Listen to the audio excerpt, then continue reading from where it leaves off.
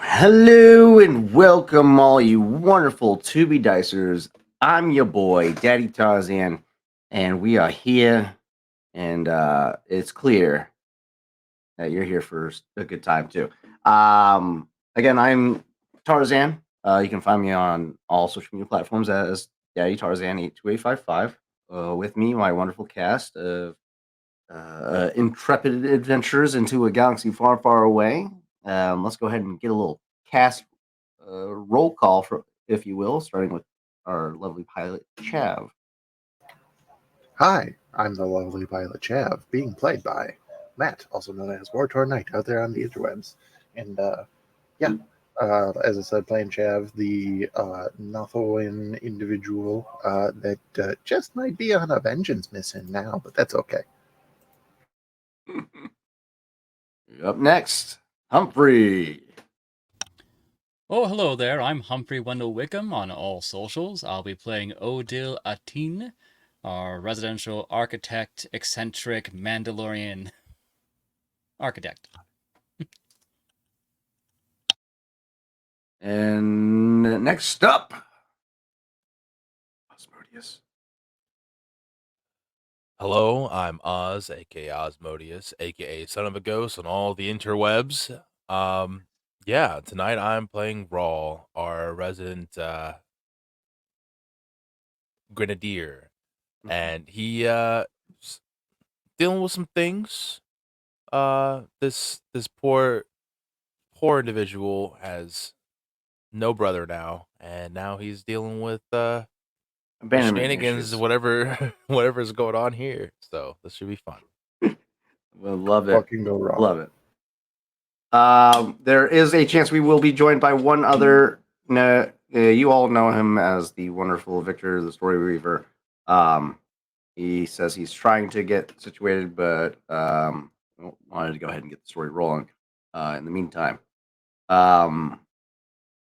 we last left off after the departure from Bespin.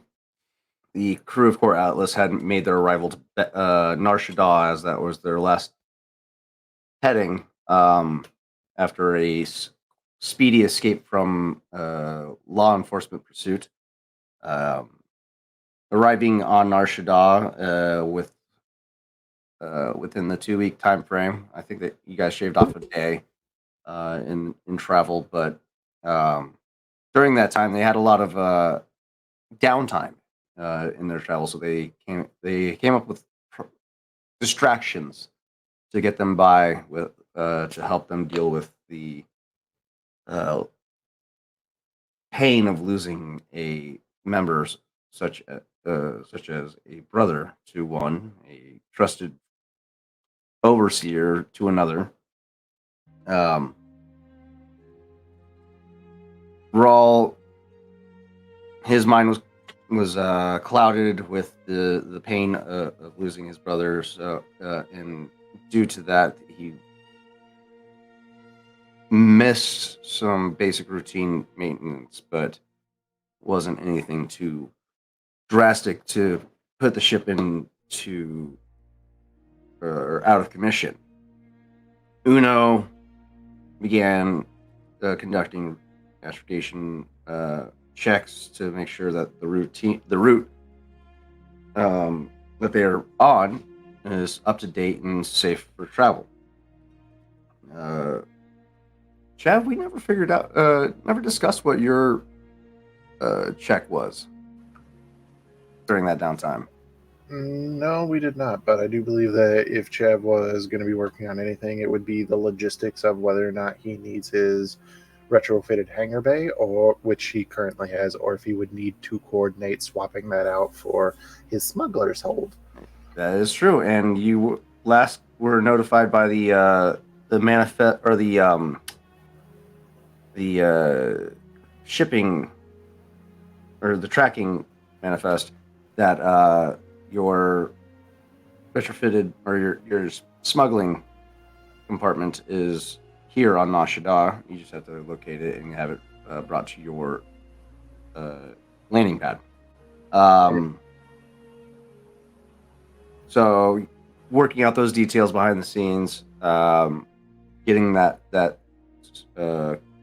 hangar bay planned out ahead to be already at the docking pad for your arrival.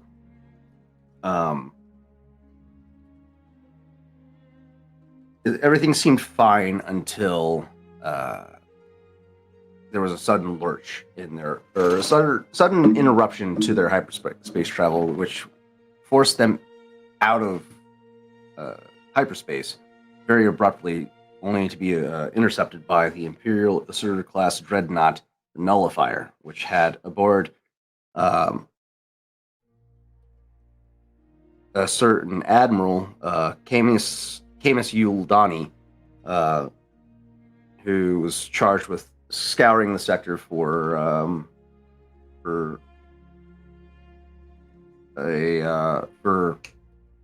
smugglers and contraband and the such, possibly also scrubbing for rebel sympathizers. Conveniently enough, after being subjected to their to Camus's interrogations, the Core Atlas crew's benefactor had arrived, just in the time to tell Camus that he's barking up above his pay grade, essentially. It's like you're out of your league. Furious by this, Camus stormed out and thus began the debriefing of the events of what happened on Bespin with their benefactor, Killbolt. Killbolt didn't have any assignments at the time during the debrief, so he told the crew to take some downtime, sort their own shit out, get resituated, go wherever you're going. We'll contact you. Don't call us, we'll call you, kind of thing.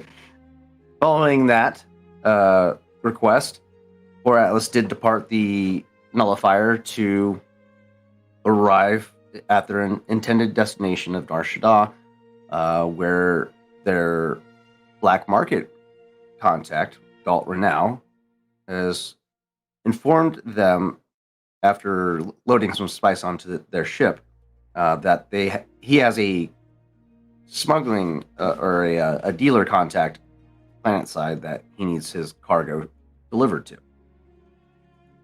You guys, after talking for a minute, figure out we'll meet him at the Undertow, a seedy dive bar that's favored by the criminal sorts. And you guys arrive there, and it's fairly empty, aside from the bartender Whiffid that's in the corner drinking, pass the time by. And there with him, a Mandalorian that is chatting off the ear of a Mirialan pilot who's been recently has some recent cosmetic updates. The Mirialan appears to be unenthused, but listening all the same. And you guys overhear their conversation over a period of time, and he begins to the Mandalorian begins to address you. When the conversation starts to take a turn for the interesting, that's when our contact arrives at the door. What happens then is to be diced.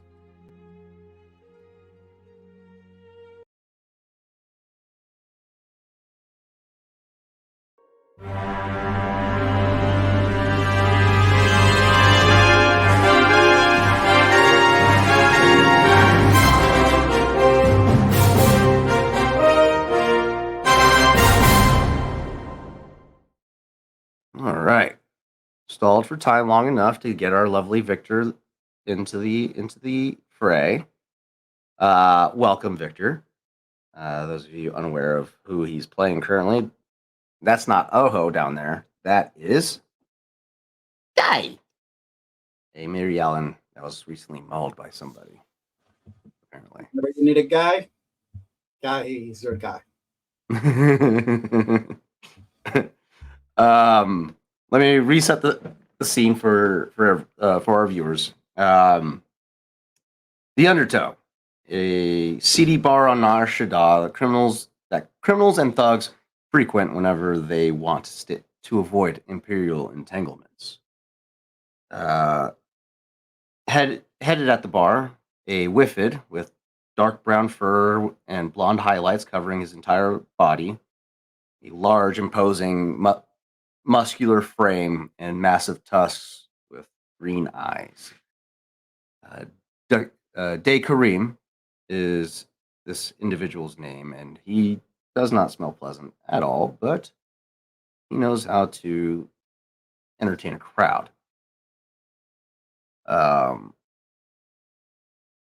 He continues to remain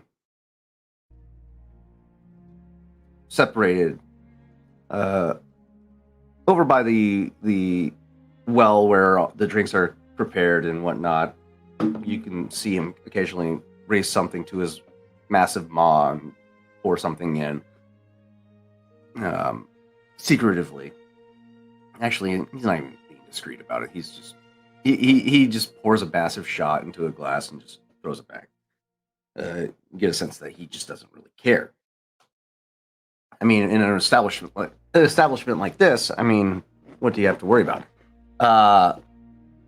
Within the establishment, a group of adventurers currently conversing with a Mary Allen, and Mary Allen is being conversed by association as the Mandalorian Odil Latine had began to address the crew of Core Atlas. And as that happens, the doors swing open.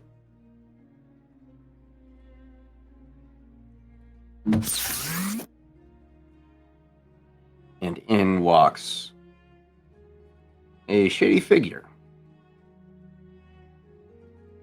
A Nautilin. Green-skinned. Across that. A sickly green-skinned Nautilin with pale bluish spots all throughout his head tentacles. Short-statured, slight hunch to his posture, and very eccentric and animated. And as you continue to observe him as he walks in, a little jittery.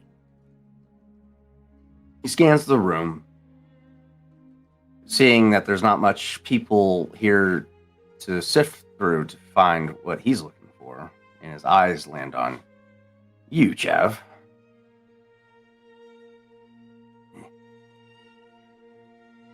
Hey, oh, yeah, you. Eh? He told me I'm looking for a gold-skinned guy. You that gold-skinned guy. How's it going? I'm Zin Bindaru. My friends call me Sin. You're the contact, right? I think so. What? What are you here for? I mean,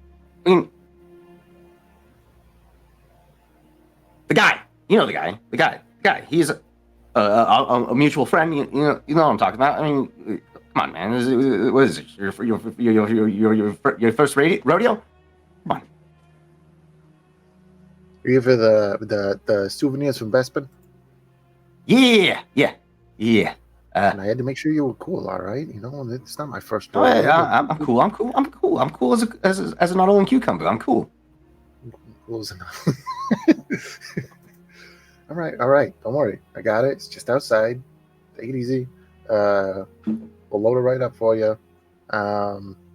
Yeah. But what's your end?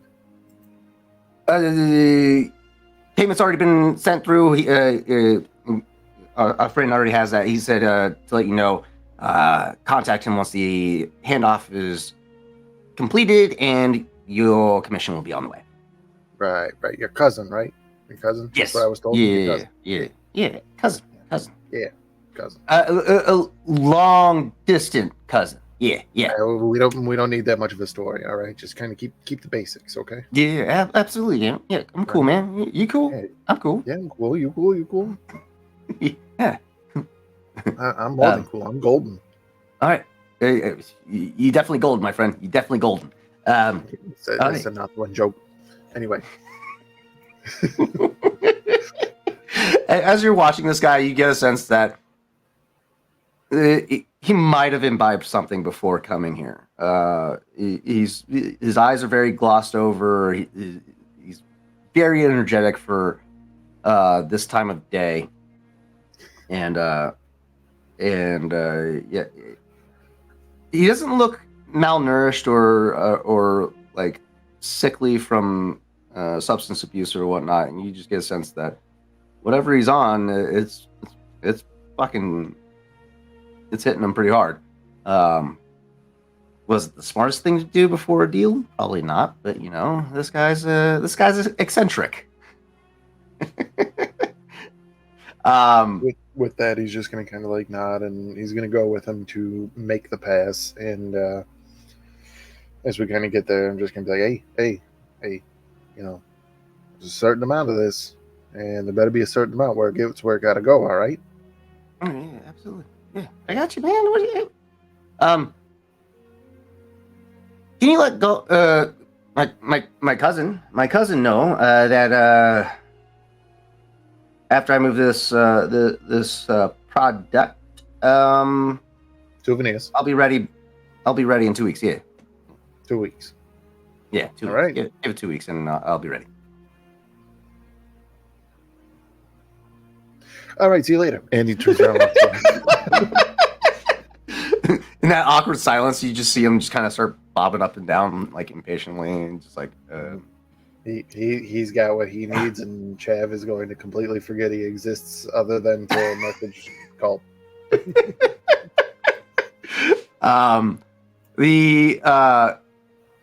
He sends over some bulk loading droids to take care of the handoff,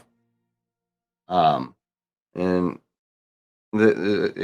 take care of the handoff. They do. You make your way back to the Undertow to meet up with, or back up with the rest of the crew. Odil, we know you like to gush about your archaeological studies and architectural studies. Would you currently be rambling about one of your past finds to the group that remained behind? Well, the first question I would have is, how affected am I by the drinks that I bought for Guy and I? Because that would change the subject a little. That's a good point. That brings up another point. We got to roll our luck points today, guys. Let's go ahead and pull up the table. All right. Go to the overlay, add to stage. There we are. And then everybody rolls a force die. In your face. Oh, damn it. And we're back to normal Chav. True to form. Leave it to the pilots. Leave it to the pilots. Listen, I got 2 light side last week. We're good. Those were the 3 2 and light 2. side of the year. 3 and 2 dark side. That's fine. I can work with that. I'd prefer you didn't work with it. And then roll. I need you to roll one more force die. Which is my command. Of course not. Sorry, buddy. No free uses. I never get a free use. All right. That being said, you can use the light side tokens available to power your force ability. It just accrues a strain to do so. Of course. A strain. I could be wrong. It could be more. Let me double. I'll double check in a little bit, but It's all right. as long as there's light side tokens on the board, you're able to use them to power your force abilities. That being said, Odil, we have a roll to make. Oh, yes. That roll is going to be in the form of. Let's do a resilience check. Hard difficulty. Ooh. Oh! Okay. You fail, but you're but with a positive outcome. So I In feel like some maybe a aspect. couple sheets to the wind, but not like plastered. Yeah, you're not trashed. Okay. Jesus. Okay. My God, guy. Guy's just downing them and just. It's like water to the guy over here. So, Odil, feeling the buzz and then some, eventually goes, "You know, why is the milk blue? Why not red? Or yellow milk? Or pumpernickel milk? Oh, that would be a delight, wouldn't it? Pumpernickel-colored milk. I think that means What do they milk for the blue milk? blue-blooded creatures. Well, okay. Well, see, if I bleed red, I'm not going to be milked red, right? Well, they call it if milk. I could be milked, it would not be red, would it? It just has a moment like Guy just sort of looks at Odil like straight, like deadpan as he goes. I mean, they call it milk, but we don't actually know that it is actually milk. Exactly. What is it that they advertise as milk? Just have a What moment. is the OG milk? Guy just listens to it. And you just see him kind of spiral in his brain as mind blown by like, what is milk? Just have Guy is downing these and listening to you, and it's that moment of like, how much of this conversation can I endure so I can continue drinking for free? And it's just that moment of, and he just downs another one, and he turns to the barkeeper and goes, "Hey, so do you have any OG milk? Right? OG, you said OG milk." He looks at you, then to Odo. Opens up a refresher, looks in there, pulls out this this flask. It's like ice encrusted flask. Pours out this this white-ish milky substance, and as he continues to pour it, it looks like it's starting to slow down. Like And it's thick? And then you hear a couple, and he lifts it up. You just have a moment. Guy just grabs it, puts it right in front of Odil's face, and he just goes, "OG milk." He just hands it to him. So he milked himself. Is what? I think you should drink more, think less. All right. So Otil is just kind of gotta look at it, kind of shake it a little bit, watch it wiggle. Just And with 0 successes, I would say that Just- Rawl is at his breaking point as he's watching this. This guy's just And, gonna. and as he shakes the glass, he just snaps. He's just like, just drink the fucking milk. yeah. This guy just kind of like puts the fingers underneath the bottom of the glass and just tries to like tilt it in Odil's direction. Just, I'm gonna drink the milk. As you raise it to your nose, there's like this slightly burning sour smell radiating from it. And is that blue flakes? No, that's not blue flakes. No. Is that cheese? And as you think that, that's when that pulp hits your tongue. And it tastes cheesy.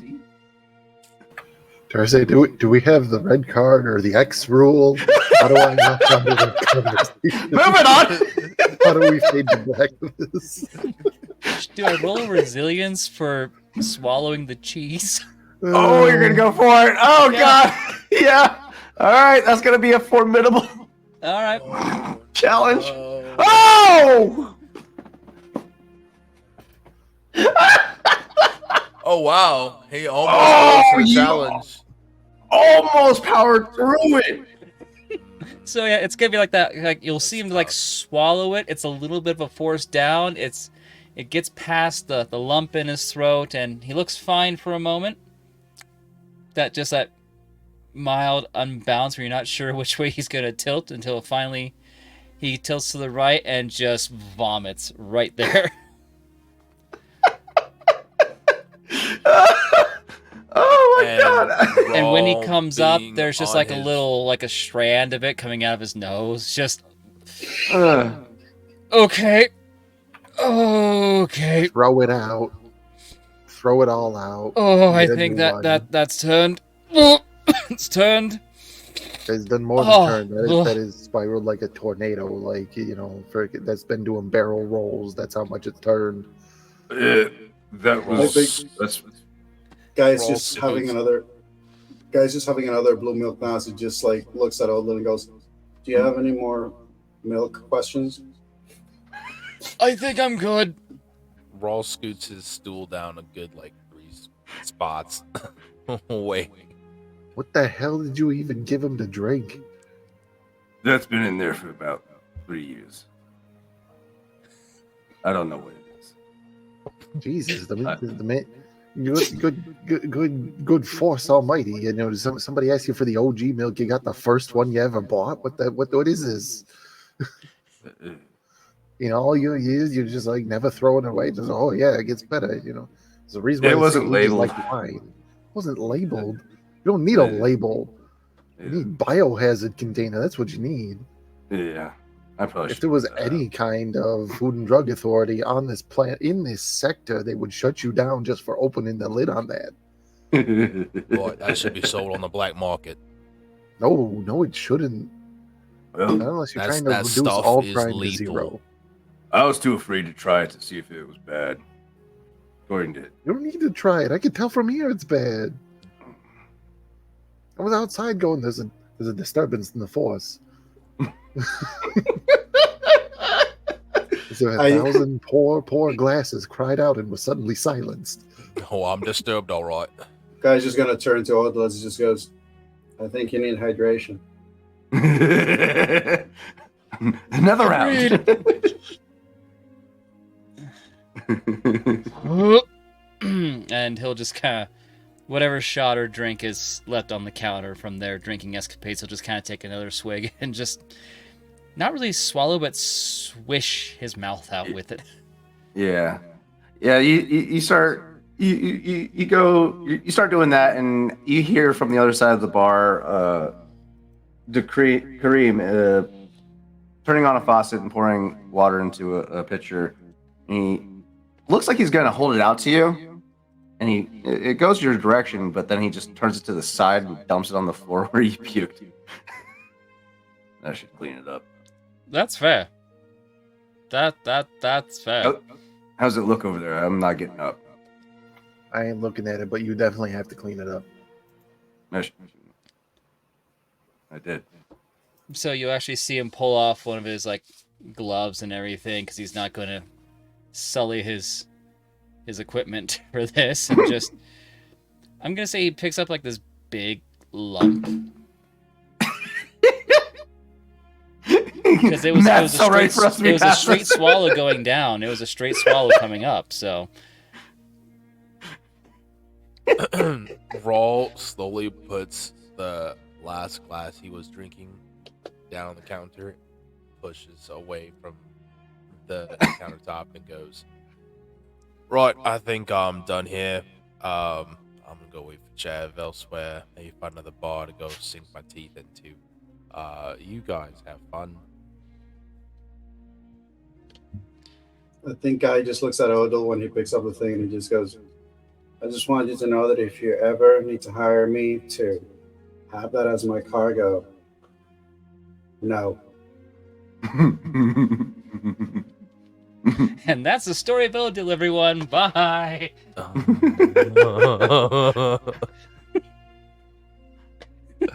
Bravo.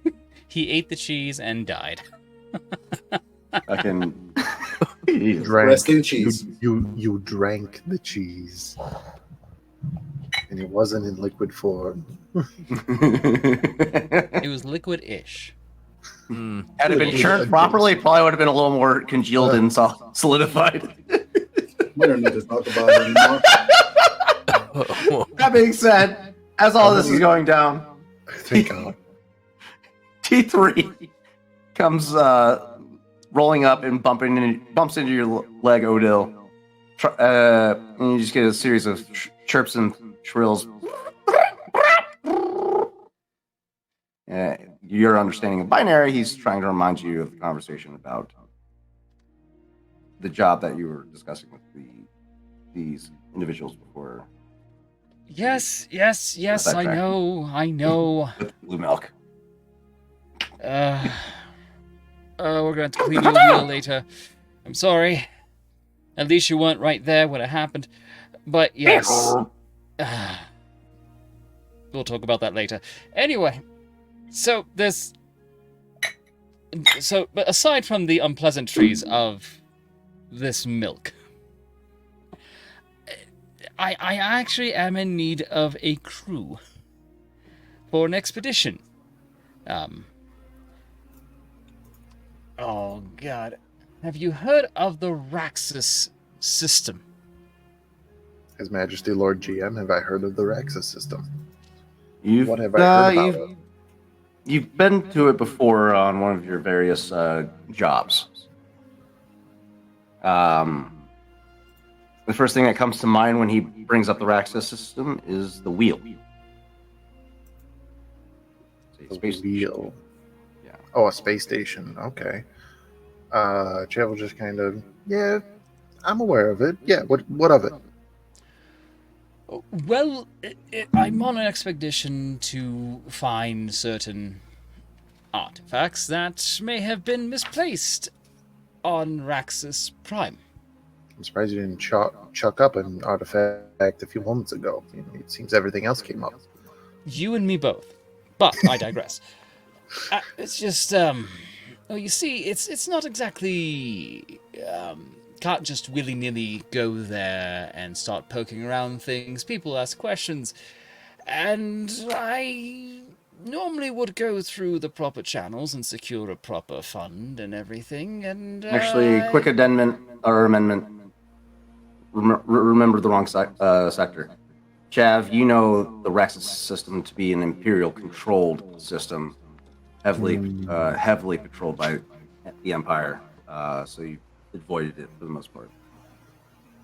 That changes things. All right. Even still, we would still be at this point of the conversation. Yep. Well, see, normally I would go through the proper channels and secure the proper permits and things, but I have been denied, and unfortunately my expeditions cannot wait for bureaucracy. Bureaucracy? No. I'm not a grammarian. It's the cheese. It's hitting me hard. Anyway. I bet. So, I am a little unfamiliar with the, what's the word? The rapscallion ways of getting around permits and such proper channels. I'm familiar with channels of the improper variety. That's about what I'm looking for anyway.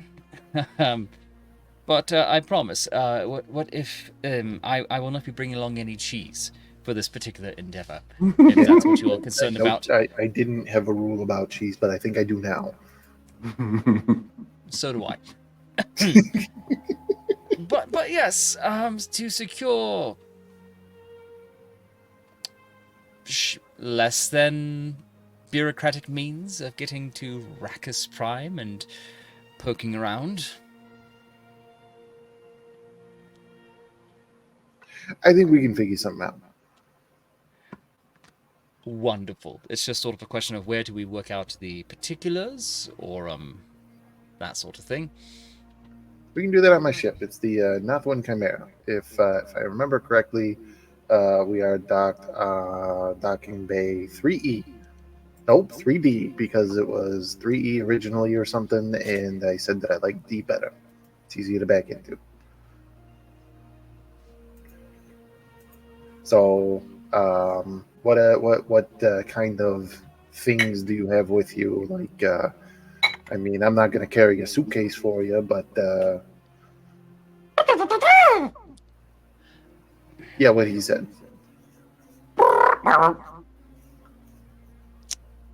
Sounds like he had the cheese too. He's got a queasy gyro as it is. Anyway. Well, there's my maps, my documentation, my research. Most of it's digitized. There is some specialty equipment that would need to be brought along. All right. You normally travel through private or public channels, or do you have your own interstellar vehicle? I do have my own ship. Ooh, what kind of ship you got? If you don't mind me asking. Well, one moment. I wrote it down once upon a time. Well, it's one of the older Y2K series, Corellian class. Oh, old light freighter. Okay. Gotcha, It gets me from A to B. Right. Do you happen to have the statistics up of this ship, or? The stats for it. One moment, I actually do.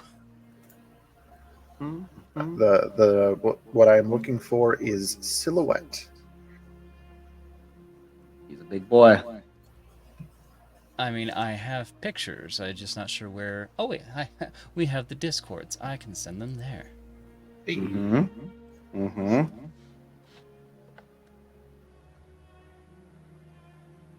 it the YT1000?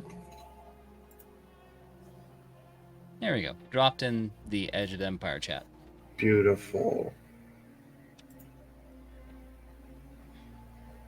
It's no private yacht, but it is home. Roger that. YT. Sorry, do you know what I'm literally looking to see if I can fit this in my hangar bay, because there's a chance that I can. While you're doing this, Rawl, what are you doing outside?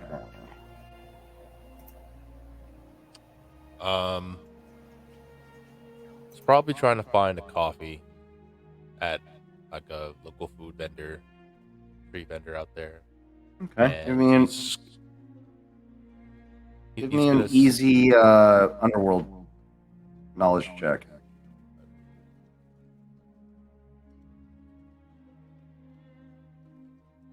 And now I have to come up with an NPC on the spot. Ooh, okay, all right. Yeah, and while he's doing that, he's just scanning the area, just trying to see if there's anything that seems to be out of place. Okay. Success. Good. With advantage. You walk out. It's Shaddaa. There's fucking. You can throw a pebble and hit a vendor within 2 feet of you. And sure enough, you stumble across this cart vendor, currently manned by a Doug. Slightly obese dog than what you're used to seeing. Thick appendages, large beer belly on this individual, and very droopy, more than droopy than usual face, with a kind of bulbous like gullet under his chin. He's with his smaller hands, whatever they're called. He's waving around what appears what we in our world wouldn't be known as a hot dog. Of what kind we don't know. We'll have to taste and try out. But he's like, hey, get your meat slides here, meat slides. Get your meat slides. You with the hair. You, come here. Come taste my meat slide. He's looking right at you.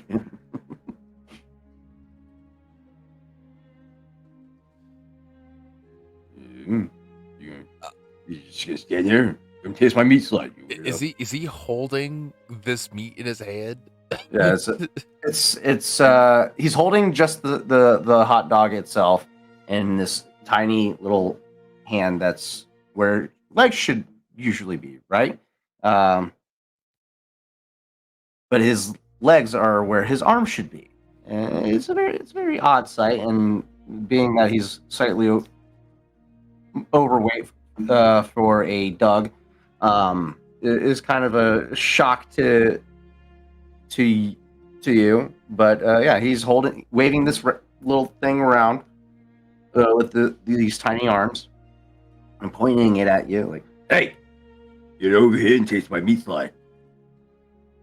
Taking so you never seen a meat slide before? Well, you haven't seen it. I'm not hungry. I'm not hungry. Do you have any coffee, a cuppa? I'm a meat slide vendor. What do you mean? Do I have coffee? You want some meat slide water? I give you some meat slide water. That might work. No, I don't know. Have you seen anyone? I don't know, strange right here today? Yeah, you want to taste my meat slide? Right. So you're the strange one. Got it. Anyone else at all? I do. And he starts looking around. At the moment, let's make this an average check for him. I'm gonna give him. Oh my god! I'm gonna give him. He has this obscene fucking check. Oh shit! Wow. Okay. Well, that's what we needed. You see this Doug just hop up on top of the car, just Ross just looks around. Hey, what do you do? Get there. What you say you wanted me to look for somebody fucking strange? I'm looking for somebody strange. Not like that. Get there. Hey, you! And he starts pointing at this individual, this hooded individual, waving this equivalent of a hot dog over your head, pointing it at him. You want to come try my meat slide? This guy here won't try it. I need somebody to try my meat slide. Show him how. Is trying to make the best way possible of being a ghost. Getting out of there.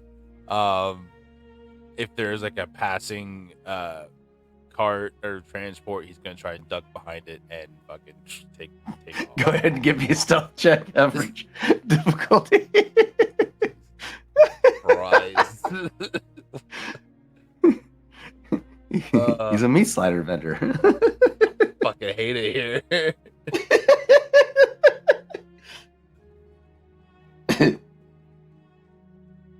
What you got for me?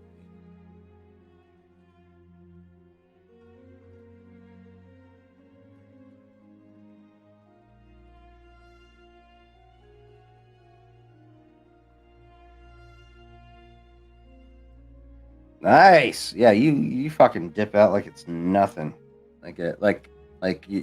The physical embodiment of Oho himself. What's your course? Are you heading back inside the the tavern or the cantina, or are you finding a different position?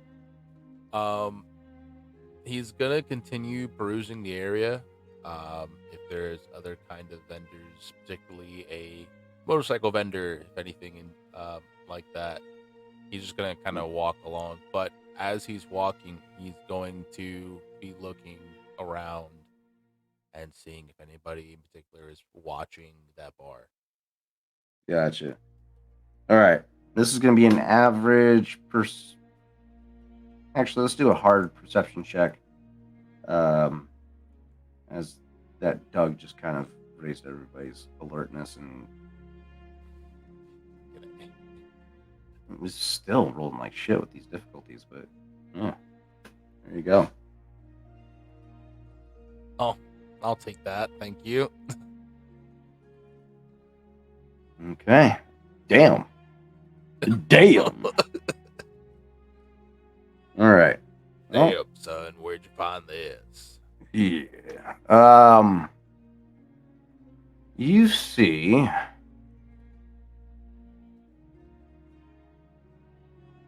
Where is he? Where's my boy?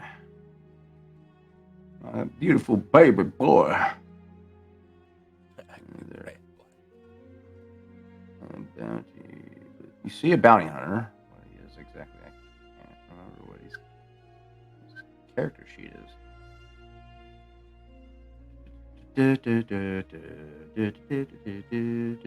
Where are you?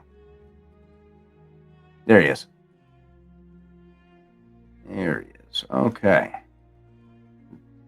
Dathomirian bounty hunter. Oh boy. He's currently just propped up against a up against a wall.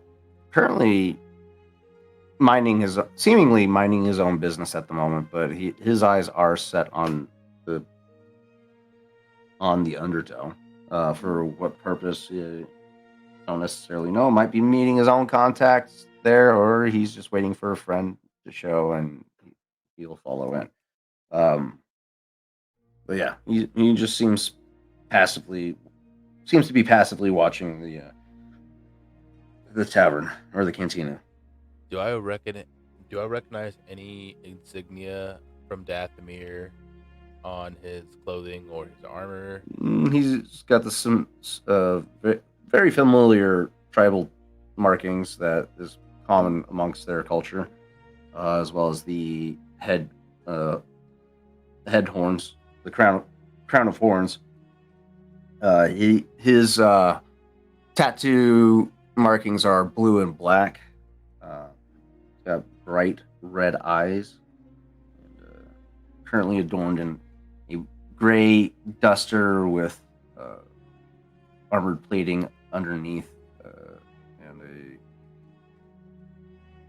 blaster pistol holstered at his hip, and a rifle slung across his chest, just in a low ready stance. In a low ready. Okay. Yeah.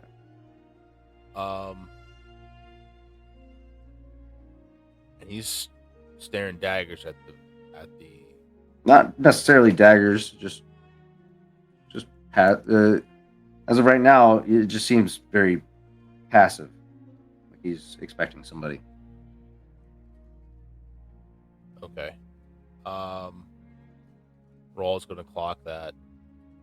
Our comms open right now with chat. Always. Okay.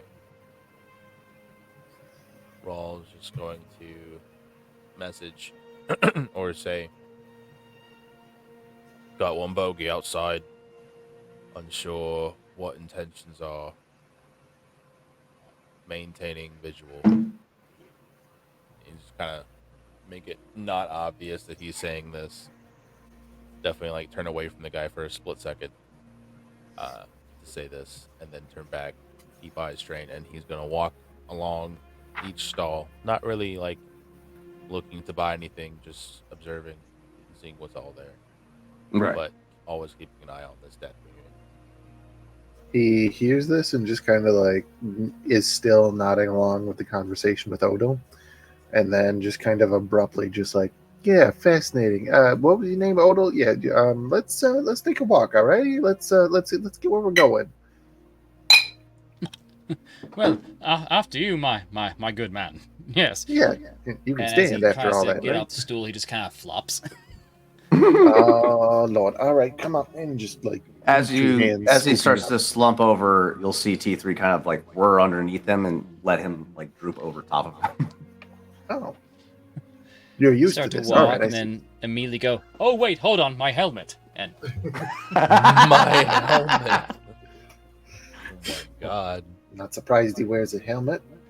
The forgetful Mandalorian. Guy and Gal are just watching all of this. He's still sipping whatever's left, just looking. Seems like you got it all figured out. So, Yeah, you guys gonna pay Yeah. for all that stuff?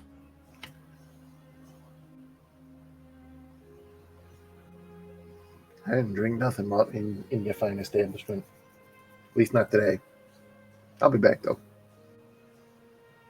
Raw had paid before he left, but how much was that? You get a sense that he's more so directing his question towards Odil and the guy as they've been drinking the expensive stuff. Oh, The good that's true. cheese. Well, the fermented cheese was free. Oh no, Oh, how they kind. had the good cheese, all right. Thanks for taking out my trash. Thanks for Well, let's confirming see. my fears. Guy's just gonna look at the barkeep and just go, "Does he get any bonuses for surviving the cheese?" Yeah, Any don't discounts? forget What do you say? Any discounts Yeah. for the cheese? Yeah, The he doesn't cheese have to pay tax, if for you it. will. I have written down from last session that it was 175 credits, and I did pay for that initially.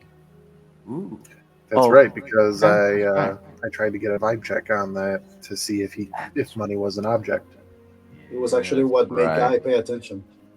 Have Because the he bought the note taker. drinks. We have That's finally right. found the note taker. That's right. Yeah. We have a note taker. Thank the Lord. I take notes for myself. I cannot guarantee anyone else. That is okay. We'll get there. We'll train me. I In could that say case- that I easily spent about 300 credits if we were continuing to drink through this scene. I Modest. can see that being a possibility. Logs. There we are. Nope. There you are. Yep. There you are. Okay. That being said, session 22. You guys settle up and start making your way out.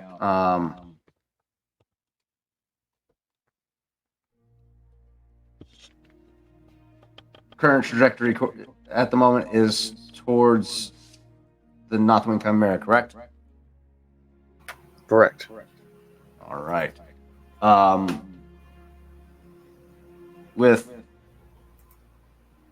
Odil draped over T3, Uno backing the rear, and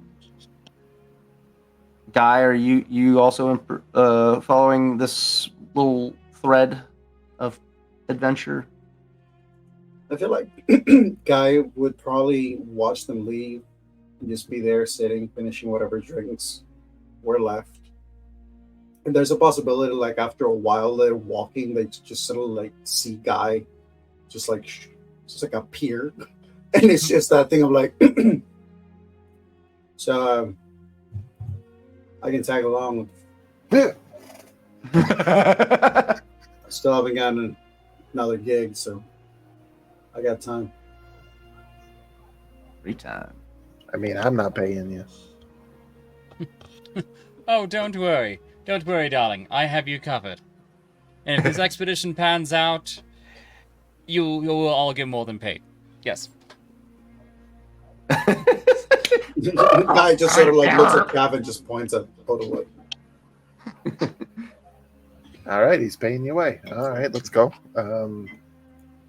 You need a hand carrying the professor there, Miss. I didn't catch your name, Sir Droid, but I mean he's kind of just flopping all over. Like I don't even have a good analogy. No. I am not a Torbeck fish. He's shopping over like 3-year-old milk. It's too soon. Nightmares about that milk. Hasn't got married and moved yet. As the crew makes their way out, your eyes fall back onto the Dathomirian bounty hunter. You see his eyes widen for a second, and there's a slight shift in his posture. And you've been watching him for a minute. You get a sense that he was initially reacting in a very confrontational way, but once he saw who was coming out, he has that sudden realization that that's not the person he's looking for, and he goes back to propping himself up against the wall.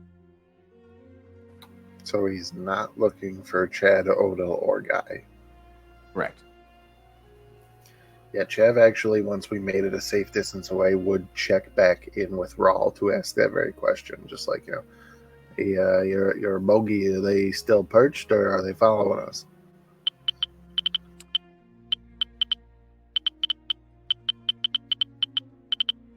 What is that chirping sound? You guys look Who's around speaking? and you see that it's coming from Odell. Are you texting right now? What is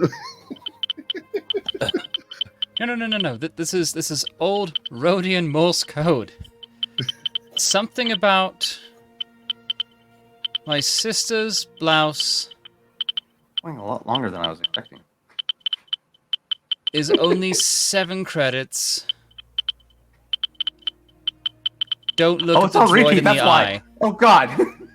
Well, tell him to turn it off because I can hear it through the comms. And yeah, Rawl would say that to Chav. My bad. I didn't In realize it was on response loop. to You buy blouses for your sister? I mean, I was kind of lost when I heard about, don't look the droid in the eye, but I guess they have eyes. Technically. Odell, you soon have the realization it's coming from your communicator in your pocket.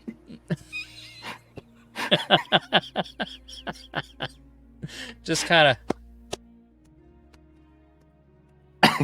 Oh. Hello.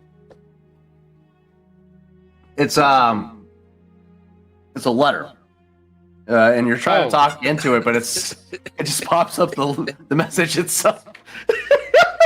You gotta. This is beautiful. gotta- I'm this so is happy. on brand. Guy is just like, you gotta.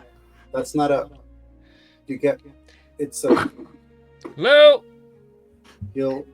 It's It's not. It's not. You gotta read it. You gotta. Front. Guy's just like helping him adjust, like just like moving the screen slightly closer up and down the face. Trying to see if it helps him like find the focus. Give this man inspiration. Actually, I'll give you 5 XP for this roleplay. This is excellent. Go ahead and add 5 XP to yourself. Awesome. So what does the letter say? I sent it to you in Discord. Okay, cool. Feel free to read it out loud if you want to, or if you want to keep it to yourself. Let me know. Fucking love it. This is brilliant. You know what? Just for added effect, he's gonna pull out like an old pair of spectacles that are like elongated hexagons, sits them on his nose, cause he's like late 50s. Yeah. Let's see. I've just received a fantastic delivery that might just change our fortunes. ever visited the far reaches of the Outer Rim? Oh, this already sounds like a resort. Ah, well, today's the day. Get here as soon as possible. Don't make me give the opportunity to a lesser crew. And you owe me. Isotech officers on the wheel. Chav, Fuck. that organization is immediately recognizable to you. Back that crate up to a nearby hangar.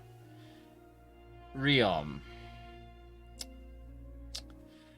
Right. So why does that organization ring a bell? You are familiar with it because it is a seemingly legitimate front company used to cover black market tech operations. Mm. Does Raw and retroactively Oho also know this? Oh, doesn't know nothing. Well, know of them. I would say you would know of the name. I wouldn't say you would know of their black market dealings. Very well. I mean, Riom was a benefactor for my last dig. That didn't go so well. So. Shh.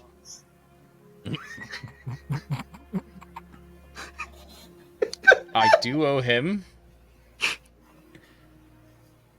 But, if you don't mind, if we could stop by there, see what his opportunity is. It may actually coincide with my goals in the Rexus system.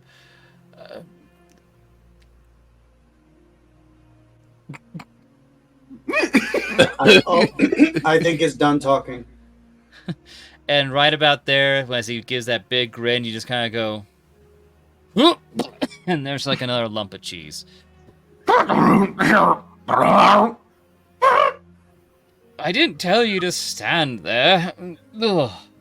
How much did you actually? Never mind. Well, if Oh boy, if, Chav, you sure do pick them. apparently I've left my comma on. Hang on. Jeb's just gonna kind of like, well, he's gonna think for a second. And go, well, if this little pit stop is on the way, that would be incredibly convenient for the plot. So let's figure that all out.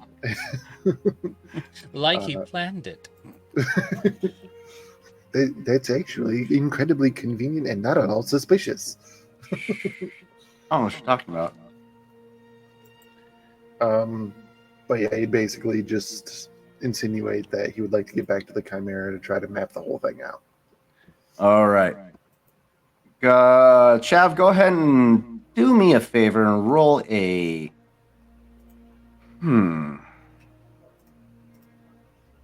Coordination? Maybe. Coordination? What am I coordinating? Or... Let's see. Actually, no, we're not going to leave it up to skill. We're going to leave it up to luck. Roll me a force token. Oh boy. No. You know how this goes for me. Why would you do this? Guys, I'm nervous. Damn. Damn. It's Caltho the Hutt with 4 million credits for me because he likes the cut of my jib. Yep.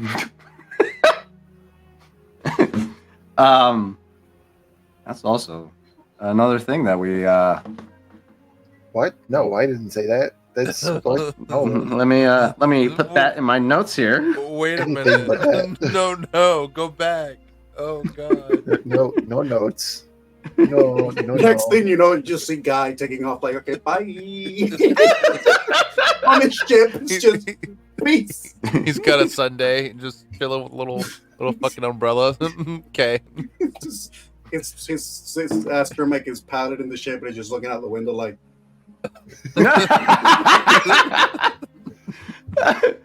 Oh my Chad god, looking this is up at the brilliant. Sunday just goes, "That's not even a day of the week in this setting." You guys make your way unhindered to the spaceport. By this point, Odil have go ahead and roll me another resilience check, average difficulty. See how fast you recover from this. The bar can only go so low. This is true. Hey, Hey, he's Nice. got a triumph. This you is guys what we got want, 2 triumphs in your pocket. Look at that. That throwing up. All right. Yeah. Wait, if he threw up and then he got a triumph, is that a legitimate boot and rally? Rally, baby. Essentially. That's a success and advantage. 2 threats. Okay, so the threats are going to accumulate in the form of 2 strain, as it did take a bit of a physical toll on you, retching the whole time like that. So yeah, just 2 points of strain. Other than that, after a minute, you start feeling good enough to stand on your own 2 feet. T3 barks at you in frustration. You begin handling the transference of your gear over to the Northwind Chimera and negotiating temporary stay for your ship here on Shaddaa. Did we determine that I was transferring stuff over, or just parking my ship in his? So I could. I bet you would. I could. Yeah, how dare you? With the retrofitted hangar bay, I could haul any 2 ships, and there are 3. There is Odil's Y2K series. There is Guy's Kestrel, and then there is Dove's Echo Selene. Ooh, speaking of which, you. Oh yeah, What is is still that? with you. Was what? Somebody just, there's another ship in the game table, but I'll ignore that like I didn't see it. The partner. What? Yeah, that's the foot speeder. Oh, that would be why it's a silhouette 1. Okay, Yeah. moving on. Oh, freaking me out, dog. Who's The here? partner. Okay. Who's here? There we go. What's here? What's going on? It's my campaign, but I don't know. So I could Freaking me say out, I'm like- that from a character standpoint and player standpoint, I'm not like hardcore attached of having my ship come with me. I can pay the fees to leave it behind. Yeah. That's fair. So Yeah, and Guy can have Gal basically pilot his ship. If need Yeah. be. And just show up later. That being That was- said, Was the other part of if we were traveling in 2 groups is that like either we're moving as fast as the slowest hyperdrive, or we're getting there first. right. At this point in time, Dove does bring up the fact that she has to take off for a bit because she needs to go check on the situation with her ward, which you guys are aware of, and she'll be in contact.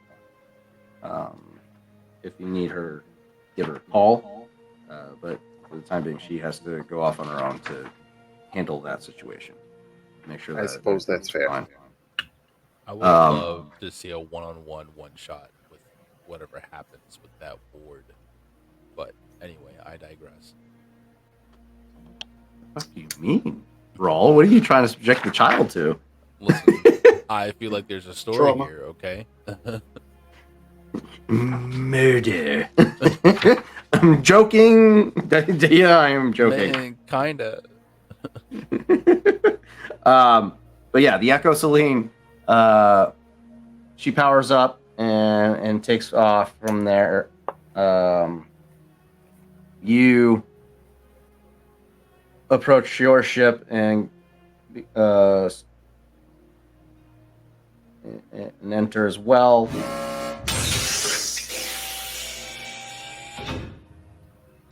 Well, hello there. I imagine You're- you're used to that. You said you wanted a diesel sounding vehicle. I'm giving you a big old diesel sounding dish. Matt wasn't expecting it, but we I made upgrades. We have the technology. So yes, you make your way onto your ship, begin spinning her up, and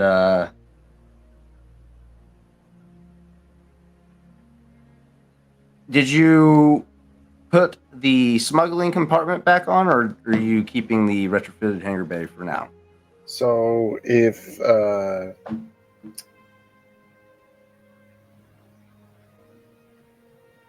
Odil is paying the docking fees to leave his ship here, the Echo Selene has disembarked, and Guy is going to have Gal pilot his ship solo. Then I would bring the smuggling compartments, knowing that we might be going through, as it was stated, less than proper channels. Mm-hmm. So just for clarification, Odil is transferring stuff to your ship? Yes. Okay. Your surveillance gear and architect or We're talking archaeological full-on tools. comical Milo Thatch, like cases upon cases. You've got T3 hauling like 2 or 3 crates behind him. Oh, it wouldn't be that bad, because Chev would absolutely volunteer Rawl's services to help you get everything on the ship. The guy is Rawl's just still eating missing. chips. He went to He'd go call you. Conveniently misplaced. He'd call you. and Rawl it went would to be go. a short conversation. Rawl's At gonna one say, point, "Hell one of the no." crates tips over and like a lot of different clothing spills out of it. Mm.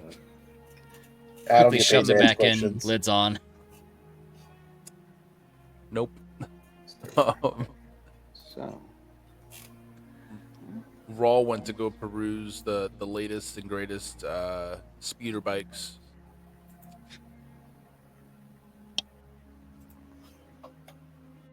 Doing the 180. Yes. That's precisely how it would go down. Yes, thank you, side chat. Love it. Love it. Okay. We're looking for speeder bikes. All right. Okay. Okay. All right. All right. Let's break out the tools, shall we? All right. Give me my speeder bike.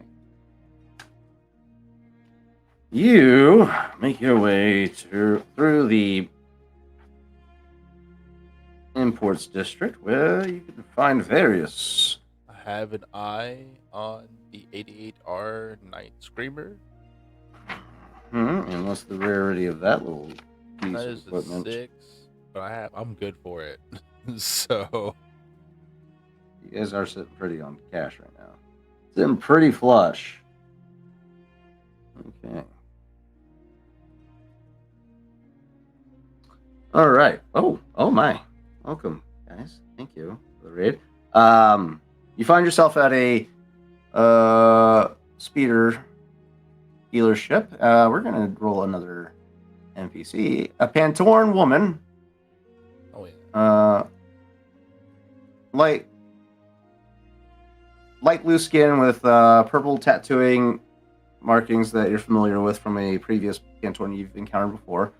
This woman has short, crew cut styled hair, white in color, small frame, athletic build, and red eyes. She's wearing a formal pin suit pin suit. Is that what it's called? Pinstripe suit. Um, pencil skirt suit. There we go. That's the one. And she's currently, as you're approaching the lot, she's handling another customer at the moment, but after seemingly trying to peddle a vehicle, either is giving up on this individual because they're not biting, or she's got her claws in deep enough that she feels comfortable with leaving this individual alone to peruse the vehicle on for a bit on their own. She walks up. Hi, welcome to Shaddaa Imports. I'm Cassis, and I will be taking any questions that you have. Are you in search of a particular model, platform of transportation that you prefer? Speeder bikes, aero speeders, um, transports. What's your market, sir? Does it look like a CD lot, or does it look like a place that has like? Oh, this has like lines? fucking. If I would, the exotic import dealerships that you Sure. normally find in like Las Vegas along the Yes. strip. Got the That's the that type of rotation platform. yeah. Okay. Cool, Yes, cool. that's that type of vibe. She's and as you're looking around, you see some pretty fancy fucking not starfighters, air speeders, some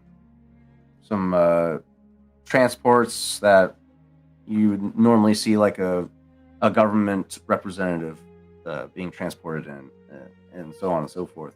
You got a decent pick of the lot here, but let's see. The Night Screamer speeder. However, let's see. We're gonna do a luck roll for her. I like luck rolls. And unfortunately, as you bring up the Night Screamer, she has a disappointed expression on her face. I'm sorry, sir. It's a particularly hard model to come by these at the moment with the Imperial, or with the Empire currently busy with rebel entanglements. But I do have a Starhawk speeder that could suit your fancy, as well as the Sunrunner ZX Land Speeder. I would be more than happy to give you a walkthrough. Are you familiar with these two models? He'll look him over. How about the Hyperfoil 1000 XTC? Right, look, lady, look. Right. I just need something sleek and fast, and can probably put some lead in someone downrange. Do you have anything like that? I do have.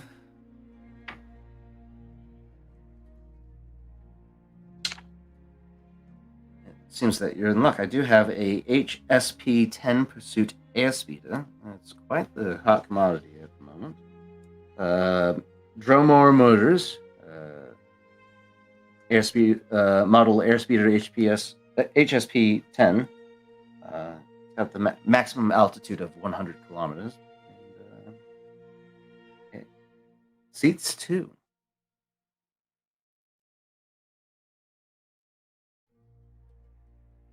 What was that last? What was it called? HSP 10 Pursuit Airspeeder. Built for speed. Yeah. Can't find it. It's fine. And she's pretty.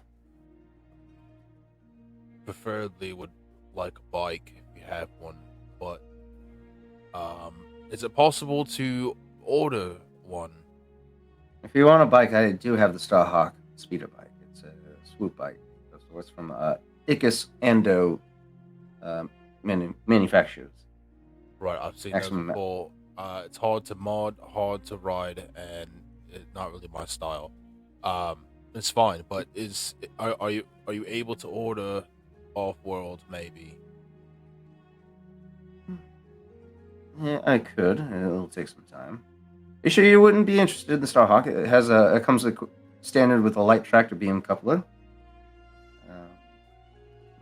Haul haul gear with this vehicle is pretty it's got a lot of utility to it. So, Uh, and we can attach a sidecar. can, can I roll for insight to see like why she's Abs- pressing this? Absolutely. What do you want me to roll to? That would be a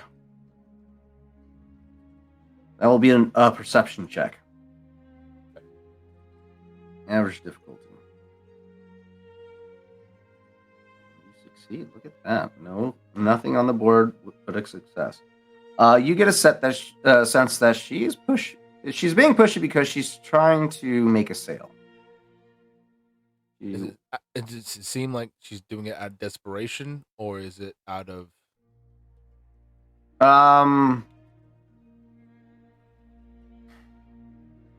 You don't get a sense of desperation aside from wanting to make a sale. It's like when you're fishing and you know that something's nibbling, but you have to wait for for that pull on the line. You can't reel it in when you get that little bob. You have to wait for the pull, and she's the fisherman right now. You're the fish. She's just anticipating you right now. Tell you what, above the table, would I know if I'd be able to put weapons on the Starhawk? I know it doesn't come with it, but would I be able to put weapons on Mm-hmm. You could put I'd say you'd be able to put. Yeah, you can put weapons on it. It's got 2 hard points.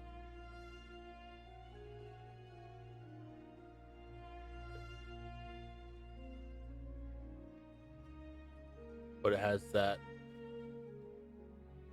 Okay, maybe that's just like it doesn't come with weapons, but you can put weapons on there. Yeah, hard points are points that you can attach equipment to, i.e., blaster turrets and such, or sidecar. A sidecar does take one of those hard points, so keep that in mind if you do go with the sidecar. 15 meters. It doesn't get very high though. I can already. Yeah, I can already get that high on my foot speeder. I just need something. But can you go that fast on a foot speeder? That's the question. Look, so it's that's current available means right now. If you're desperate for that vehicle, I could put in a requisition form for it. It'll cost a little. It'll be a little more costly, but I'm sure money is no issue for you.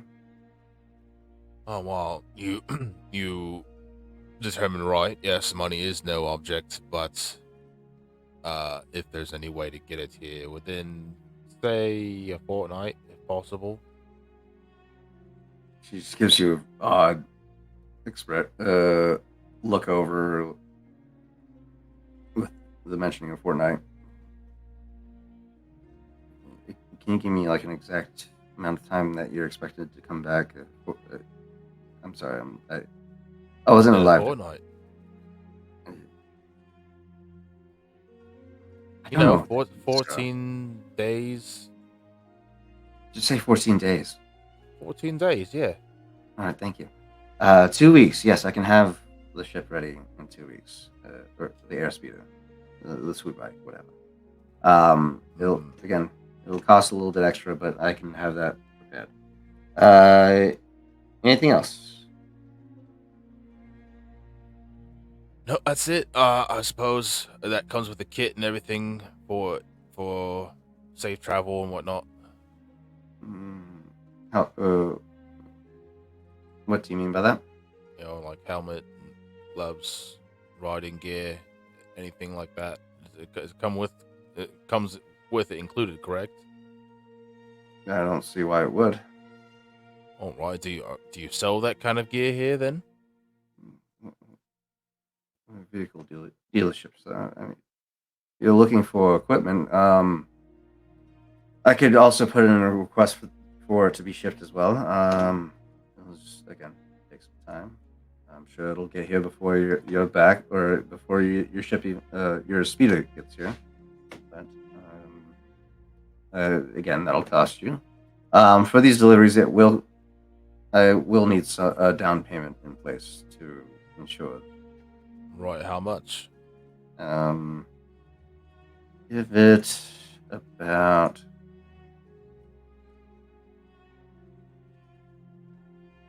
Sorry, the link you gave me didn't work, so I have to.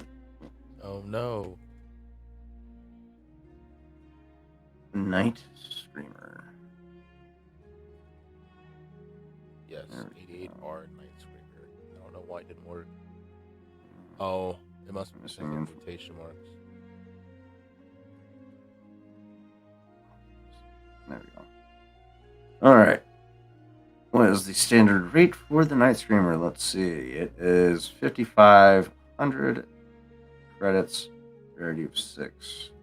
On Shaddaa, how does that affect it?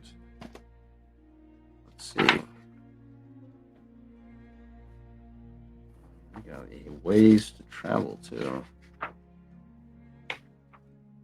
No, Hutta. Okay.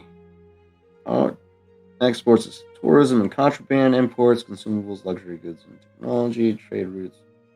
Pablo Hutta, Leon Pablo. Specialties: breath masks for the sensitive. Shaddaa, the largest moon, blah blah blah.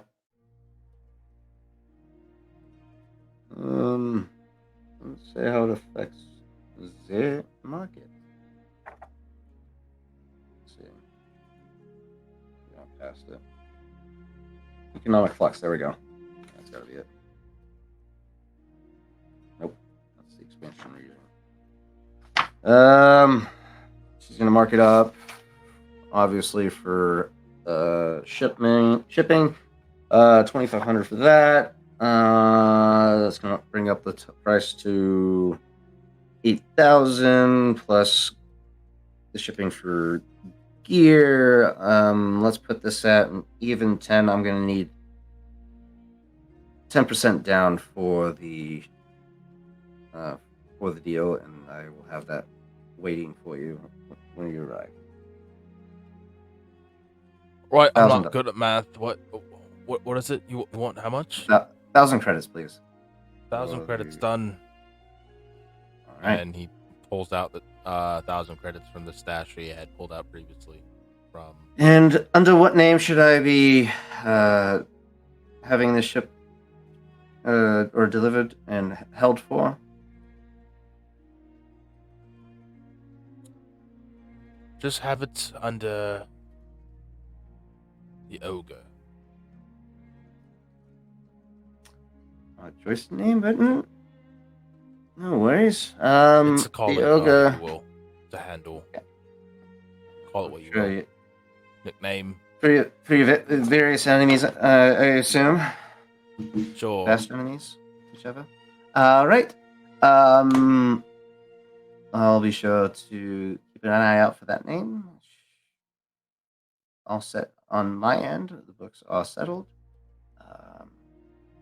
We'll be seeing you in 2 weeks. 2 weeks, right? And he just totally just leaves. He will indicate to Chav that he's on his way back now, hopefully wasting enough time for the boarding process of Odil's stuff.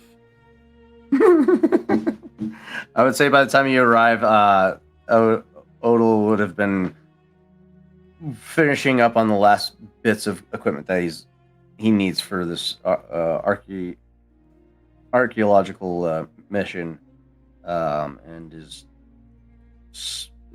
being followed begrudgingly by his T3 unit, who's helping him carry some of the last gear remaining. You guys board and begin to get settled in. Any other side notes? I would say that with Odil, the very last things that you see him bring on are like, I'd say about half a dozen different pillows of various sizes and shapes. And like a couple of nice, like really fancy comforters. So Matt agrees with the sentiment, but Chav is looking at you like you're from another galaxy. Catches your eye, I'm like, no, you don't understand. If I don't sleep with these particular pillows, I get a crick in my neck, something fierce. Yeah, well, I mean, I can't even argue that. You know what? Yeah, that's fine. Just Raw Raul, comes in. did you see him bring a bed in here? Like, is he gonna be good with our cots? Raw comes That is in. an excellent point. I should go back for mine. Oh, He comes in, tosses pack on the hammock that he usually sleeps in. He kind of just set it up in the machinery over in the corner. And just, do you always travel with so much stuff? You just take a whole house with you. I mean, I did say that my ship was my home, so... Right, at this point, it would have been cheaper to just put the ship in here. right. I agree. Well, Let's faster. find you a spot you can bed down in. What about, and he'll like motion to where all of the contraband quarters. used to sit.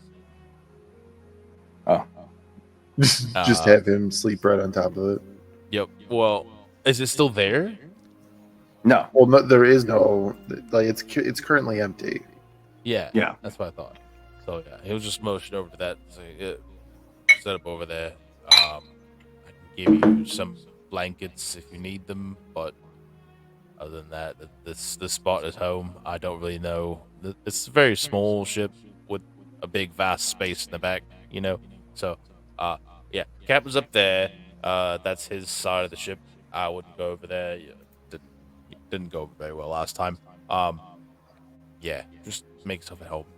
And he turns to Guy. Is he bringing his ship in?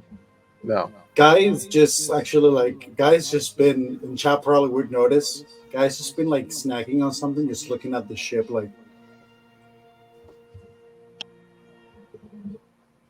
Chav's just gonna let out a deep sigh as he goes into his data pad and marks off a whole section of the Northwind Chimera's 850 encumbrance and just labels it as Odil's crap. I love it. Now that she's On feeling the unofficial books. I love it. the Northwind Chimera, if you're feeling loads lighter now that the smuggling compartments of spice have been offloaded. Chav, I'm guessing you never had the fancy of finding out what type of spice you were hauling. You just left the containers alone. Yeah, no, that's not why we're here. Okay, cool. I think that he was told Glitterstim. Yeah. Oh yeah, that's right. Yeah, Galt Whether or told not you that's true, that doesn't matter to him. He just moves it. Yeah. Which Okay, reminds so me, how much did I get paid? did you That's you the haven't real question. called Galt yet, have you? I guess we're gonna call Galt. We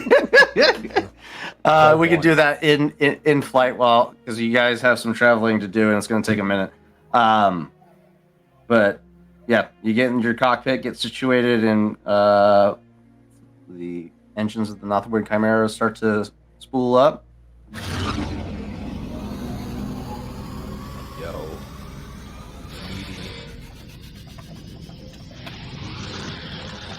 And with that, we begin our ascent into the sky above Shaddaa as you are cleared for takeoff, and you begin to enter into deep space. With that, at this time, we will go ahead and take our quick 5-minute break. Please be take this opportunity to get yourselves refreshed, revitalized, use the bathroom, whatever it is you got to do, but make sure your butts are back in your chairs and ready to finish out the rest of this adventure with us. We'll be back in about 5 minutes with our week slate, and we'll see you shortly. Bye. Okay, bye.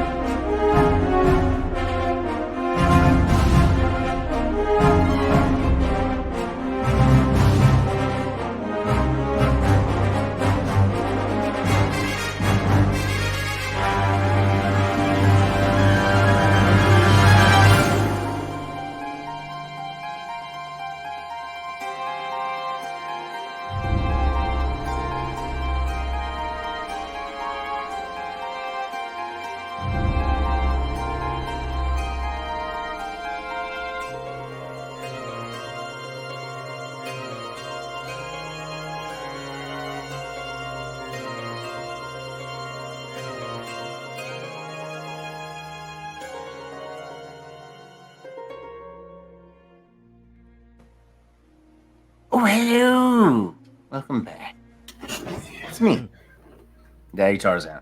Welcome, everyone, back to our episode of Edge of the Empire, Core Atlas Adventure. I'm your host, Daddy Tarzan, 82855. You caught us on one of our less busy weeks, I suppose, as I guess for some of the cast. We did have the Sunday, the final episode of Frontiers of Eberron that concluded the series. Hope you tuned in for that because apparently I missed a lot. That, and then we have the episode that's going on right now in front of your face. And then tomorrow, we have an episode of the Dimensional Dial one-shots that we have been going on for the past couple weeks. Being ran by none other than Osvaldo over here in the corner down there, that yonder. And then Thursday, Tales of Varden. The crew, the Varden crew, make their maiden voyage into the open seas, where a certain first mate decided to make his this newly found captain unfit for driving his own fucking ship. It'll buff out. It'll buff out. We'll figure it out. It's fine. It'll buff out. That all these shows are taking place at 7:30 Mountain Standard Time now. I've been saying 8:30 because I refuse to acknowledge the rest of the world's reality with daylight savings time because I think it's stupid.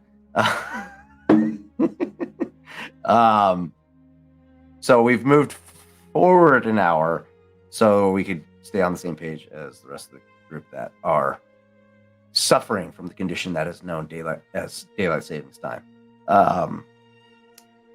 Please reach out with your thoughts and prayers to these individuals affected by this cursed affliction. Hey, go forward. Tune in every Thursday. I believe that is supposed to remedy the severity of the affliction. Is by you tuning in and raining your support on our on us, and every viewership helps. Just one viewer per day per stream can save a life. That being said, tune in every week for these shows. Other than that, any other announcements that we have lined up for the week, or are we all set, my dudes? Ooh, actually, there is one more. Soon we will be having Michael St. Gregory running a new series known as the Society of Explorers. It's a I don't know the full details of it, but the Society of Explorers and Adventurers will be taking place on Sundays, I believe weekly, if I read that correctly. Is he doing that series weekly? Sundays, for sure. Once I find out more details, I'll let you know on the TikToks if it's going to be weekly.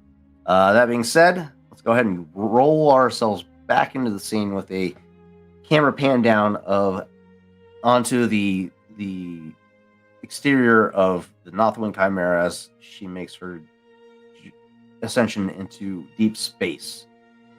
The crew gathers around the central communications hub on the Northwind Chimera as Chav is currently plotting in the contact information for the one known as Galt for now. Jav is plugging in the numbers, coordinates, getting ready to hit dial, and then looks over his shoulder and figures out why the crew is gathered here. Do you mind? I don't know. Odile Give us will the walk in with a purchase. bottle That's like it's just like a log. This kind of screws off the top and go, well, since we're on this expedition, I think we should commemorate it all with a drink, shall we? This is from Kashyyyk. It is a rare sap wine. Yeah. Pops it open. It smells like absolute tree sap. Does it have alcohol in it? Shh. It's fine. It is aged with time. Like cheese. All right, Right. Odell took a sip. What does he do? I saw you take a sip. I was like, oh, it's canon now. How frequent do you imbibe this refreshment, Odell? I'm assuming this is like a once in a while type of treat. So, out of character, Okay. I would say that he has a small case filled with about half a dozen different bottles that he kind of rotates through. Okay.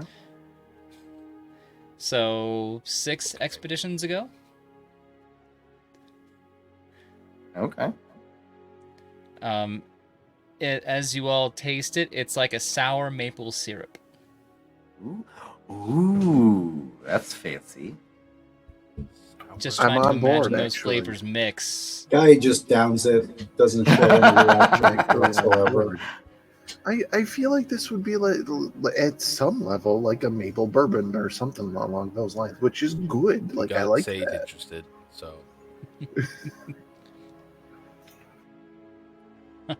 Well, yes, in all in the spirit of adventure, if you will. Trying new things and discovering old. Chav Right. kind of looks at the bottle, looks back at the com, looks at the bottle, looks back at the com, just gonna, all right, one drink, all right, and takes it, cheers to whatever it is you guys want to cheers to, and takes the whole thing. We're gonna drink and drive, guys. Kids at home, don't drink and drive. raw. Kids at home, don't biggest drink. Naughty, naughty. I would say after like sharing a couple of shots with all of you, he quickly just kind of puts the thick cork back on top and just kind of goes, well, I shall be down in my area going over the notes. Just let me know when we are about to approach the wheel, shall we? And just kind of tips an imaginary hat and walks off. I fucking love this guy. Solid. So that's a good point. We do have a bit of a travel ahead of us. We are in Shaddaa, which is in Sector S12. We have to take the lesser, one of the minor hyperlane routes down to the Perlimian trade route. It's about 5 sectors down, or 5 grid squares down from Shaddaa. Go 1, 2, 3, 4, 5. Yep, 5 grid squares down to the Perlimian, and then we're going up 1, 2, 3, 4 grid squares up. So it's 9 grid squares in total, which is a Class 1 hyperspace drive or hyperdrive, I believe. And I'm sorry, our destination is where again? The Raxus system. Rax. Then Raxus is going to be in sector S5. S5.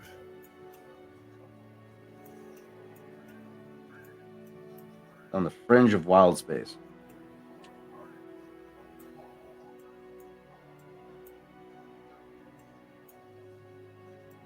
By Fallujah, or in between Fallujah and Mon Calamari. Raxus. I have found. You said something about down. Okay, alrighty. Well, the fastest routes would be okay. Yeah, you could go across to. Yeah, you're right. You can go across up towards Vad and 1, 2, 3, 4, 5, 6. So it's just an extra day more on the minor hyperlane, and only 3 days from there. Or no, 2 grids from there. So 2 grids on the Perlinian trade route.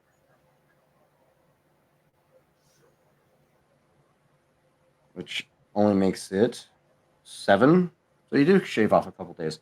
Or a couple of grids. So 7 in total. What is the hyperspace speed of a class 1 hyperdrive? It's 1. I didn't take down that fucking thing, did I? For hyperspace travel yet? No, I didn't. Matt, do you remember the speed of which a class 1 travels at for a measurement? No, but I can figure it out pretty quick. I just gotta pull up the rule book. Oh. And it's like way down here. There we go. Oh shit! I almost got it right on the money. I'm on celestial hazards and stuff. I think I'm right there too. Piloting skills. Oh, don't need to go that far back. Planetary scale. We're not doing combat. There we go.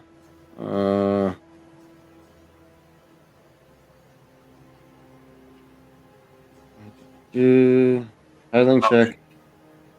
Oh yeah, we do need to do a piloting check. That's a good point. Piloting check, you say?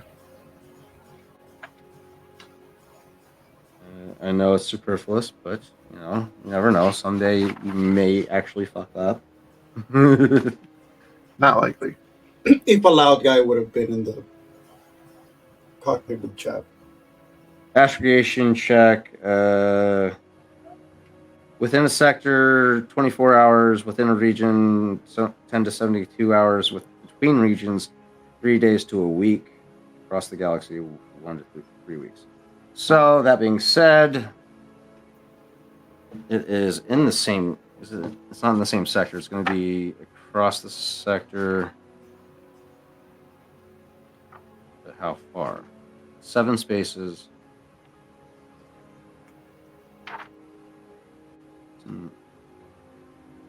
Now, Hada to Raxus is in the Tion cluster.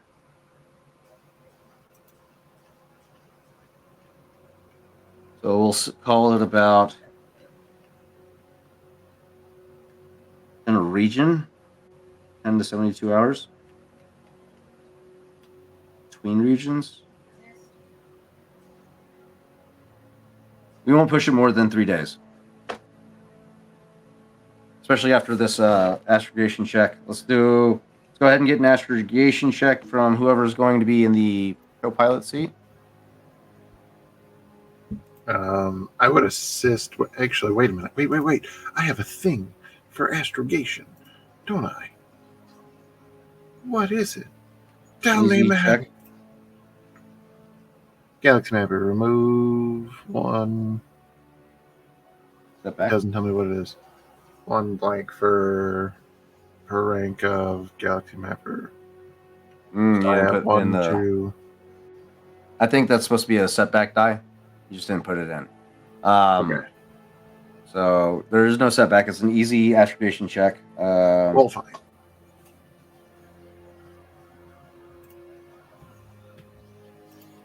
No modifiers due to the fact that it's commonly traveled route. So yeah, just an easy astrogation from whoever. So, Mr. Guy, what is your astrogation check? 3 ability dice? Because I have a proficiency die and an ability die, so You have a higher chance of succeeding. you want to assist me? You want to give me a boost? You're muted, but it With looked the- like you said sure. I'll give it to you. With the two of you at the helm, yeah, you guys would have a boost for this check. Well, wow. Damn, where'd you 2 find that? successes, 3 advantages. Okay, with those 3 advantages, we'll shorten the time from 3 days down to 72 hours. So just about 2 days worth of travel. Shave your day off. 72 hours is 3 days. Is it? Yeah. Is it though? Yeah. That's how the math works, Tarzan.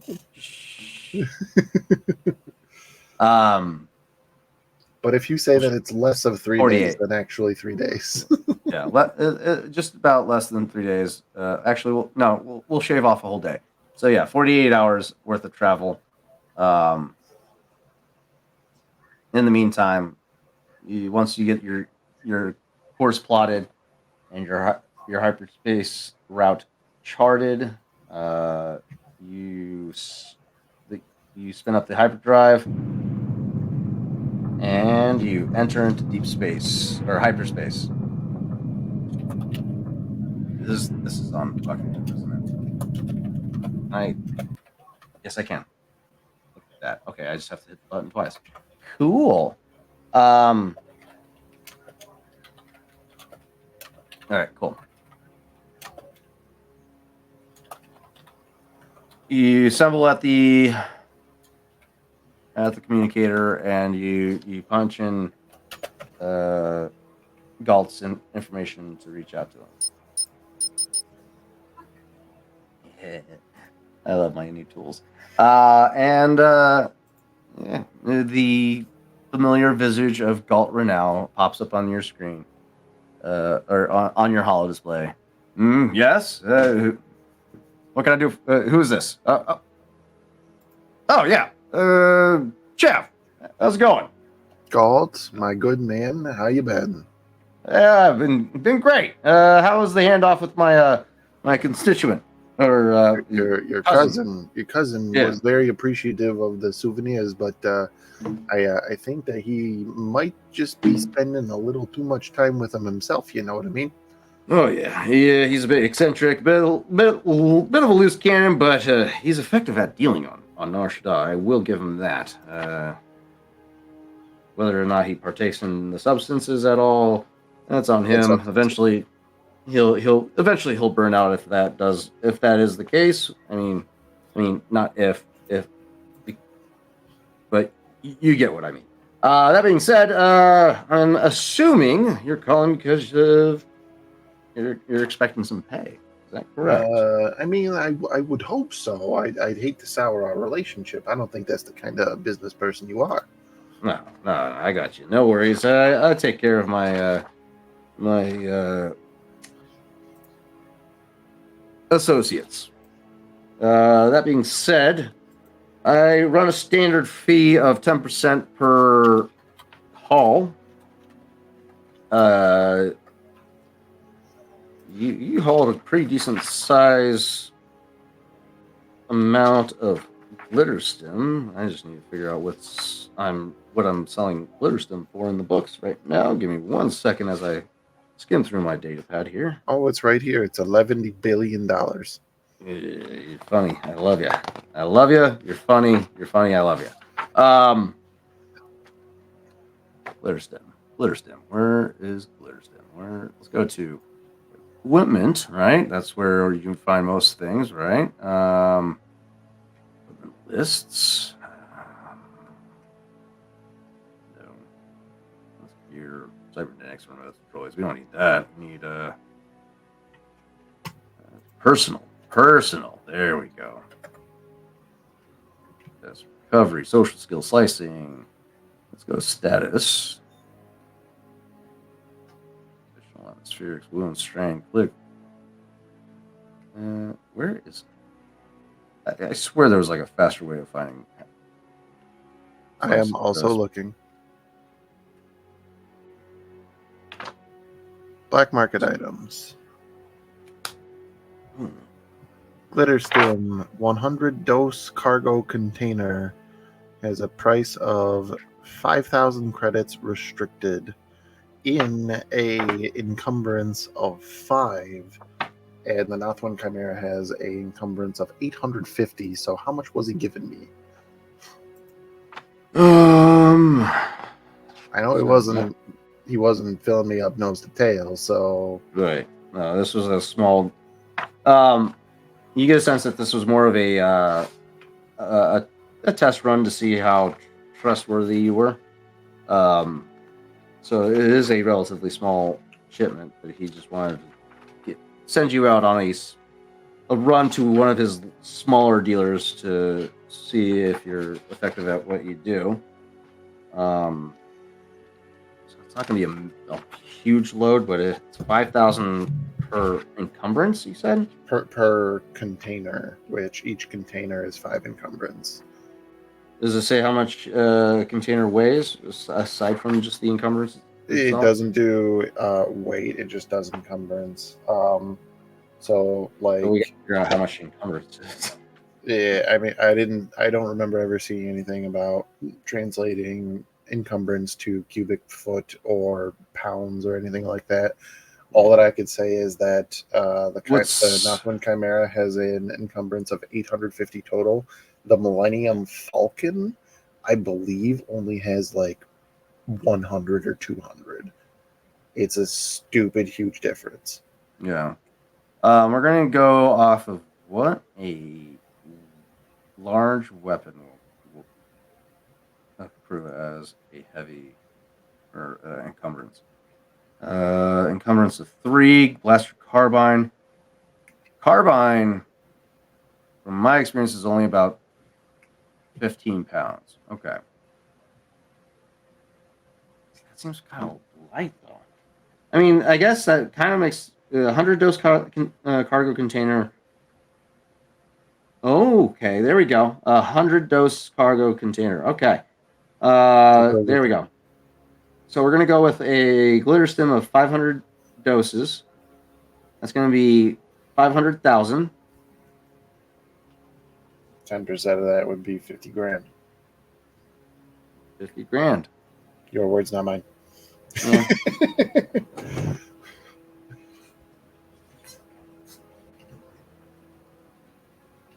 Let's see. What did that work for him? He's making he's buying this in bulk, probably at a discounted rate. He's buying 100 dose cargo container. That's discounted rate. He probably get it at like what 3,500, 4,000 maybe. Times 500. That's 500 times 4,000 is 200,000. Is that right? Am I not right on that one? Where's my phone? Wait, what was the math? We gotta balance the math here. 500 times what? 500 times 4,000. That's 2 million. He spent 2 million on this fucking shit. Okay.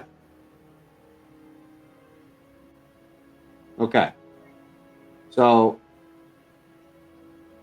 okay. Yeah, he definitely wouldn't have sent you with that much fucking dose. Damn, that's a lot. If he did, then I'm sorry, Odo. We got to go pick up Galt. Fucking Jesus. Yeah, that's not. Yeah, he definitely didn't send you with that much gear because that's. If you would have lost that would have been too much fucking money for him to lose.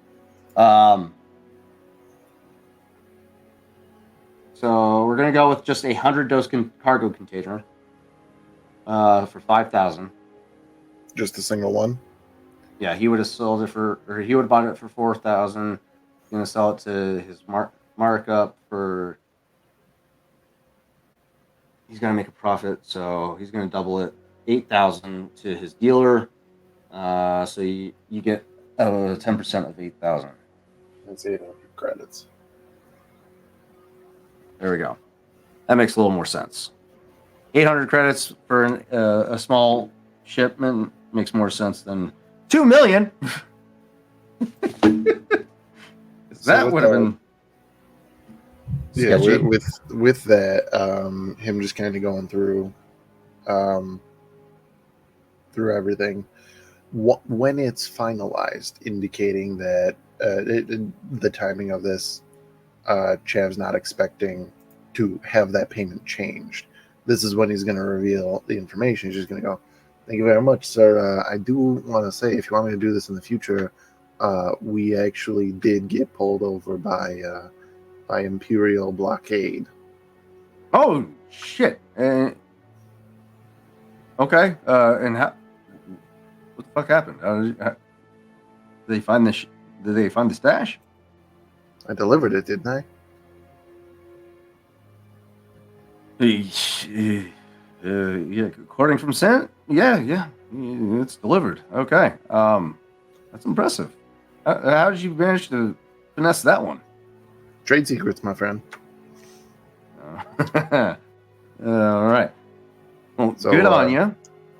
Just wanted to let you know that in case we do this this little vacation again. Okay, good to know.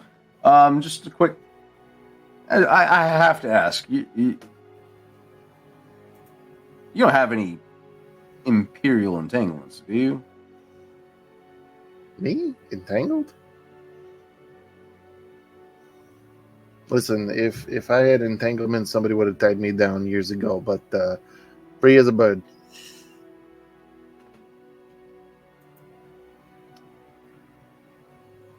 Let's see.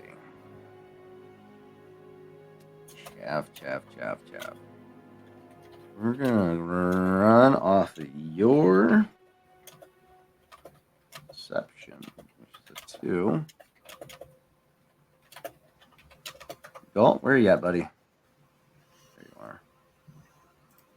Okay. Galty Galt. I need you to run a perception check on average difficulty. If you have anything that could impede this ability check, please feel free to let me know. What kind of ability check? Probably He's not, doing it. unless it has to do with being in a plane or being in a starship. Yeah, no, he's inciting you right now, so perception. Let's see. Does he He's have welcome anything? to. Quick draw, resilient, metabolism, skill jockey.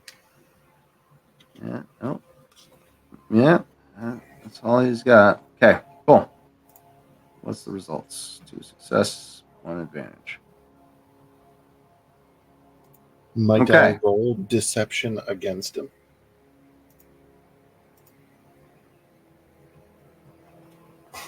Sure. It's going to be a hard difficulty. His deception is higher than yours. Wouldn't it just be flat against him, like a Oh, yeah, contest? yeah. He gets more? Yeah. All right, perfect. I will just use the natural charmer feature that you gifted to me to re-roll that. Oh! And this time, with the seal of approval of the rest of the gentlemen in the room, I will upgrade one of these with a light side point. Sure. Okay. Just the one. Oh, you got a success. That's good. Oh, I actually didn't Wait, upgrade one. No, yeah, you didn't. You got to upgrade. So I'll just roll the proficiency dice. There you go. Okay, 1 success, 2 advantages. Against his 2 and 1. 2 and 1. Huh. I tried.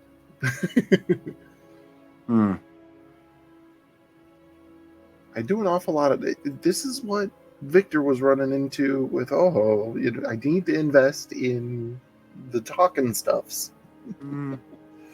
Spend too much time talking to not have these stats. I'm gonna be honest with you. It's probably wasted when dealing with Gulp because I built my boy good. That's fair. That being said, there's a slight shift in his demeanor, a slight uneasiness. He's not completely sold on your response, That's fair. but he We live doesn't in the press business it. of not being completely sold on anything. Right. I'm going to say from this point on, any other negotiation checks that are to take place, whether it be charm, negotiate, any social skills with Galt, you will have a setback die accrued to that skill check That tracks. when dealing with Galt from this point on. That being said, he finalizes the transfer of 800 credits to your bank of choosing, or account of choosing, and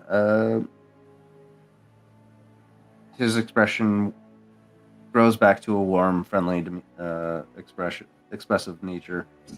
Well, it's been great doing business with you, Chav. Over here calling you me. I'll keep you in mind. You did well, and I'm Roger glad that. you made it out of that hairy situation on Bespin. It was some fucked up shit. I'm also glad that I made it out of that, being on the right side of the dirt, as it were. Good news. Thank you for saving the kid. What's his name? God, I'm such a terrible person. Yeah, I'm not here to judge. What's his name? No, this is me literally forgetting what the kid's name is.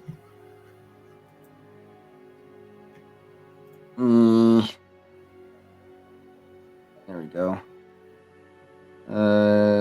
The urchin. It's the urchin's name. Oh no. Oh. Here we go. Found it. Okay. Where is he? Cade. Thank you for saving Cade. There we go. Sorry, I've been drinking all day. Can't drink all day unless you start early. Right? Cade reached out to me after all that. He went down. That went down with that guy with the red stick, glowy stick. Picked him up. He's with me now. I heard about your friend Oho, and I do apologize. I tried to keep track of him, but he's in the wind. I don't know where he went. Did I successfully get Rawl and everybody else out of the room before this conversation happened? I don't know. Did we? I kind of insinuated, hey, I'd like to have a private conversation as I talk about illicit business dealings, but Guys behind you like getting chips. I feel like in this moment he says that about Oho, and I turn around to see if Rawl's there, and everybody's there. Like, Odo's still pouring more drinks. There's Rawl's just pissed. Guys just pulling the Drax. I move so incredibly slow, I become invisible to the naked eye. They can still see you, Drax. Damn it.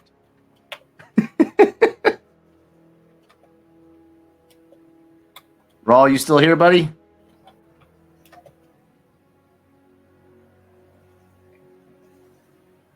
We're gonna go ahead and say no, he's not here. As he's not here we'll cross in that person.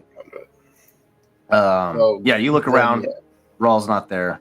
Just kind of taps the volume down a few times after it, like as soon as he starts mentioning Oho, just like, let's not open this wound again. If he pops up within my circles, I'll let you guys know. Copy that. All right. Well, enough of the sappy shit. I'm gonna get back to drinking with my friends. If I have another job lined up for you, I'll reach out. Sounds like a plan. All right. I'll every so often just kind of ping my location if you understand, if you get another shipment of souvenirs that happens to be in the area. Okay. Sounds good. Appreciate the heads up. All right. Hey, you fuckface. Sorry, I just hired a new crew. Who are you again? At this point, you get a sense that he forgot to hang up his comms. He's All talking right, and we're just gonna hang it up. I don't got time to do the eavesdropping here today. As you go to hang up, you do see, like, in the background of this hall call, a very tall, big, dark figure, with a very round, robust head. But you end the call right then, and you guys have about 2 days worth of travel ahead of you. Is there anything you would like to handle before we move on? When the moment presents itself, Chav would try to get a little bit more information, if there is any, from our lovely Mandalorian architect.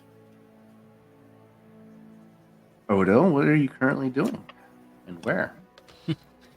So did Odil get like his own quarters, or did he just kind of get shut in the corner of the cargo bay? There's a crew quarters that a lot of the passengers on board would probably be bunking up in. There's bunks for like 8 people probably, but like if you came in and looked left to right, one of them out of nowhere is just extravagant because you put all your stuff there.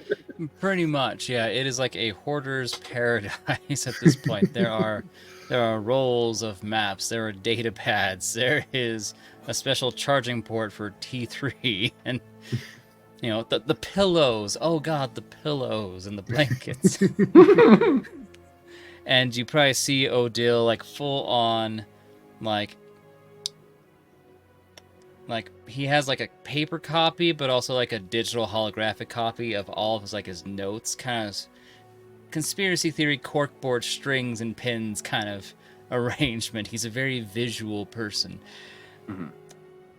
And he's just poring over all of his notes of the expedition to come.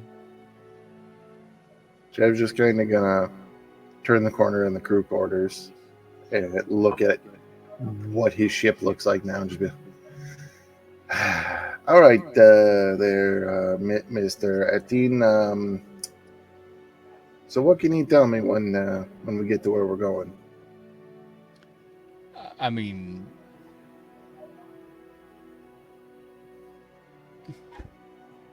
sorry, thin walls.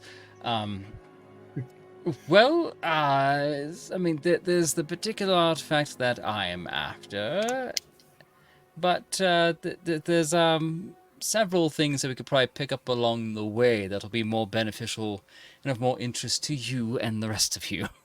So,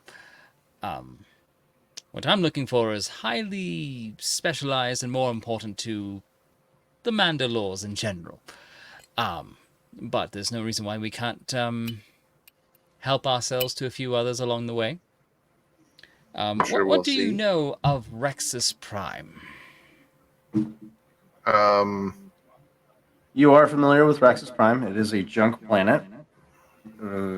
It is the home of a Imperial shipyard.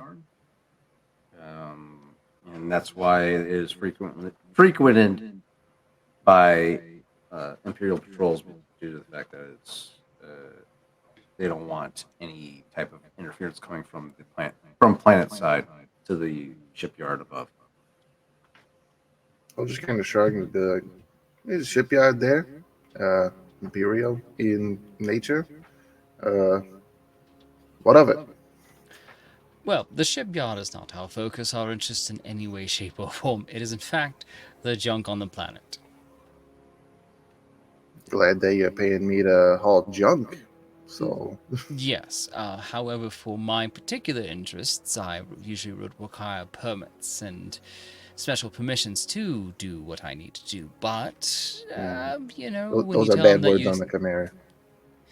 but you know, it's a when you tell your financier that they can't tell the difference between a gonk droid and your left boot, they don't take that too kindly. So here we are.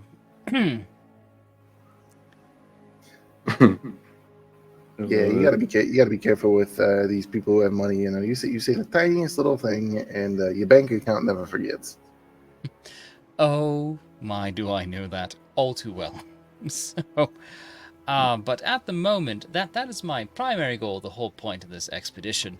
Now, what Remus or Remos has in mind for us, that could be a completely different thing. It could line up with what I'm after. We'll find out when we meet up with him at the wheel. If I understand correctly. All right. I guess that kind of tracks.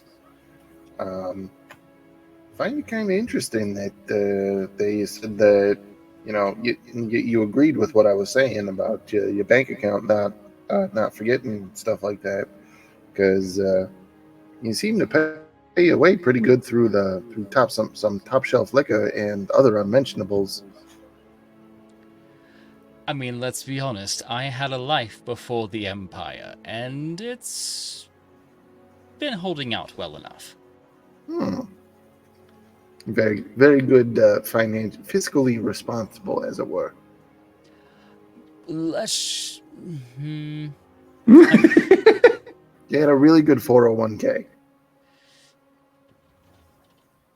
Let's just say Daddy's credits went a long way.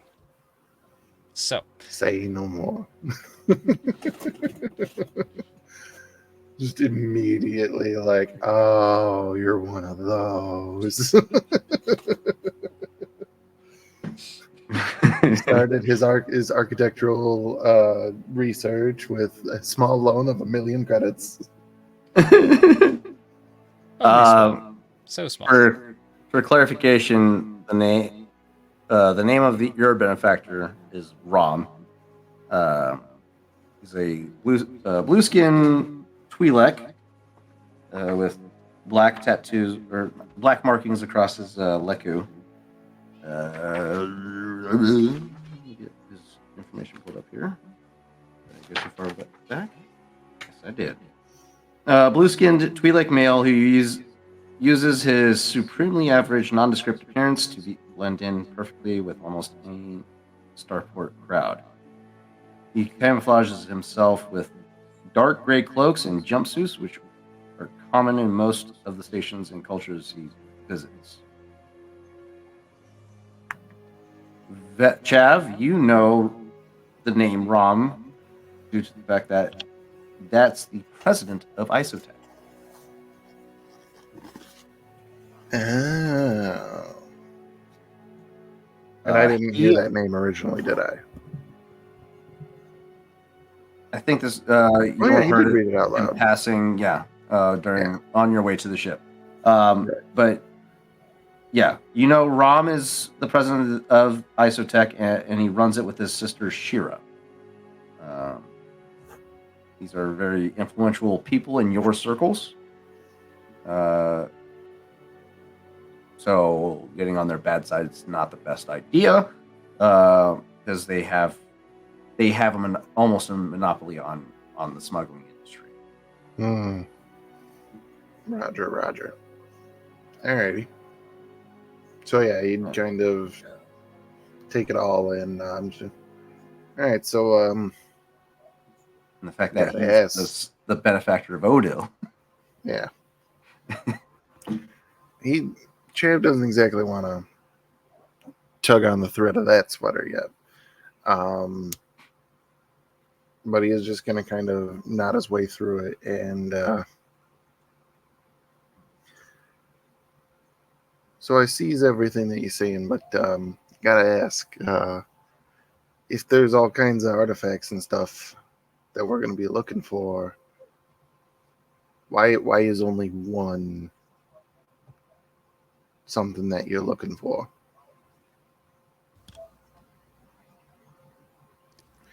I mean, every scrap and piece of Mandalorian history is very valuable at this time, especially since we have no central planet, no central culture anymore. If you know your empirical history, which I hope you would at this point, but Mandalore was, was bombarded and we were effectively scattered to the winds, all in the name of the Empire. So, I seek to preserve and reaccumulate all the lost knowledge. Um, my specialty is in architecture, but whenever I catch wind of particular artifacts of great historical value to the Mandalorian people, I'm usually inclined. And I won't say that what some folks will pay among Mandalorian circles for certain artifacts are quite substantial some days. So, service to the people, but myself on the side. Well, I mean, I don't think that you're going to be getting Tasolik Mandalore's toilet or anything like that, but and you just made it seem like there was something specific. And if I may pry, this isn't any sort of backstabbery or skullduggery at work here. I got a crew to make sure that they're safe, so I got to know what I'm hauling.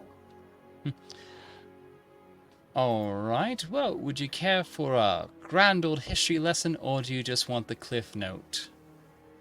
Depends. Do you got any more of that Wookiee booze? Opens up his little crate, just a pop hiss, and there's like all 6 bottles of various sizes and shapes, and go, well, what's your taste?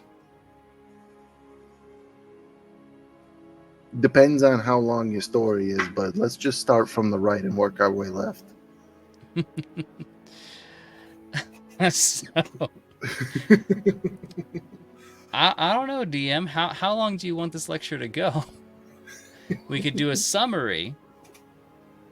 How about we do an above table summary? Yeah, and then we'll talk about how long Chad. you can extrapolate on how long Odil would go into his lorddom. Oh, see, that's a horrible mistake. This is an autistic special interest. He's going to be at it for a while. But anyway, you have 48 hours. Tabletop simplicity. He is looking for the helmet of Mandalore the Indomitable. Very old, very, very old, like Old Republic era helmet.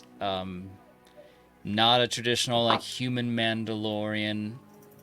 Rose up through the ranks. He's an alien by comparison, and just very ruthless. Has a lot of like historical significance and touching base with like Exar Kun and like several other like Sith figures. But ultimately, the fact that because he was so unique and because it is so old, he's very convinced that he can verify just where in the Old Republic era that this actually occurred, because there's so much speculation surrounding if it happened 7,000 years ago, 5,000 years ago, last week, ham sandwich, just trying to figure out, like, he wants to effectively carbon date this mask to verify its authenticity, and then just kind of go, oh, look, Mandalorian history, praise me. Odil learned of a ship that was transporting this the helm of the indomitable Mandalore. We're talking corkboard like pins and strings of where he fell versus the hands that's passed around to. Yeah, almost as complicated as the dark saber. Exactly. It's very what's it called? Extrapolated, very extensive research, and it's been he hasn't narrowed down to like 4 or 5 wreckages that could be possibly on the surface of Raxus Prime. and that's that's his end goal, is to get to those wreckages, try and identify and hope to the gods that they pray to that it survived the crash landing on Raxus Prime, and salvage it and bring it back to his people.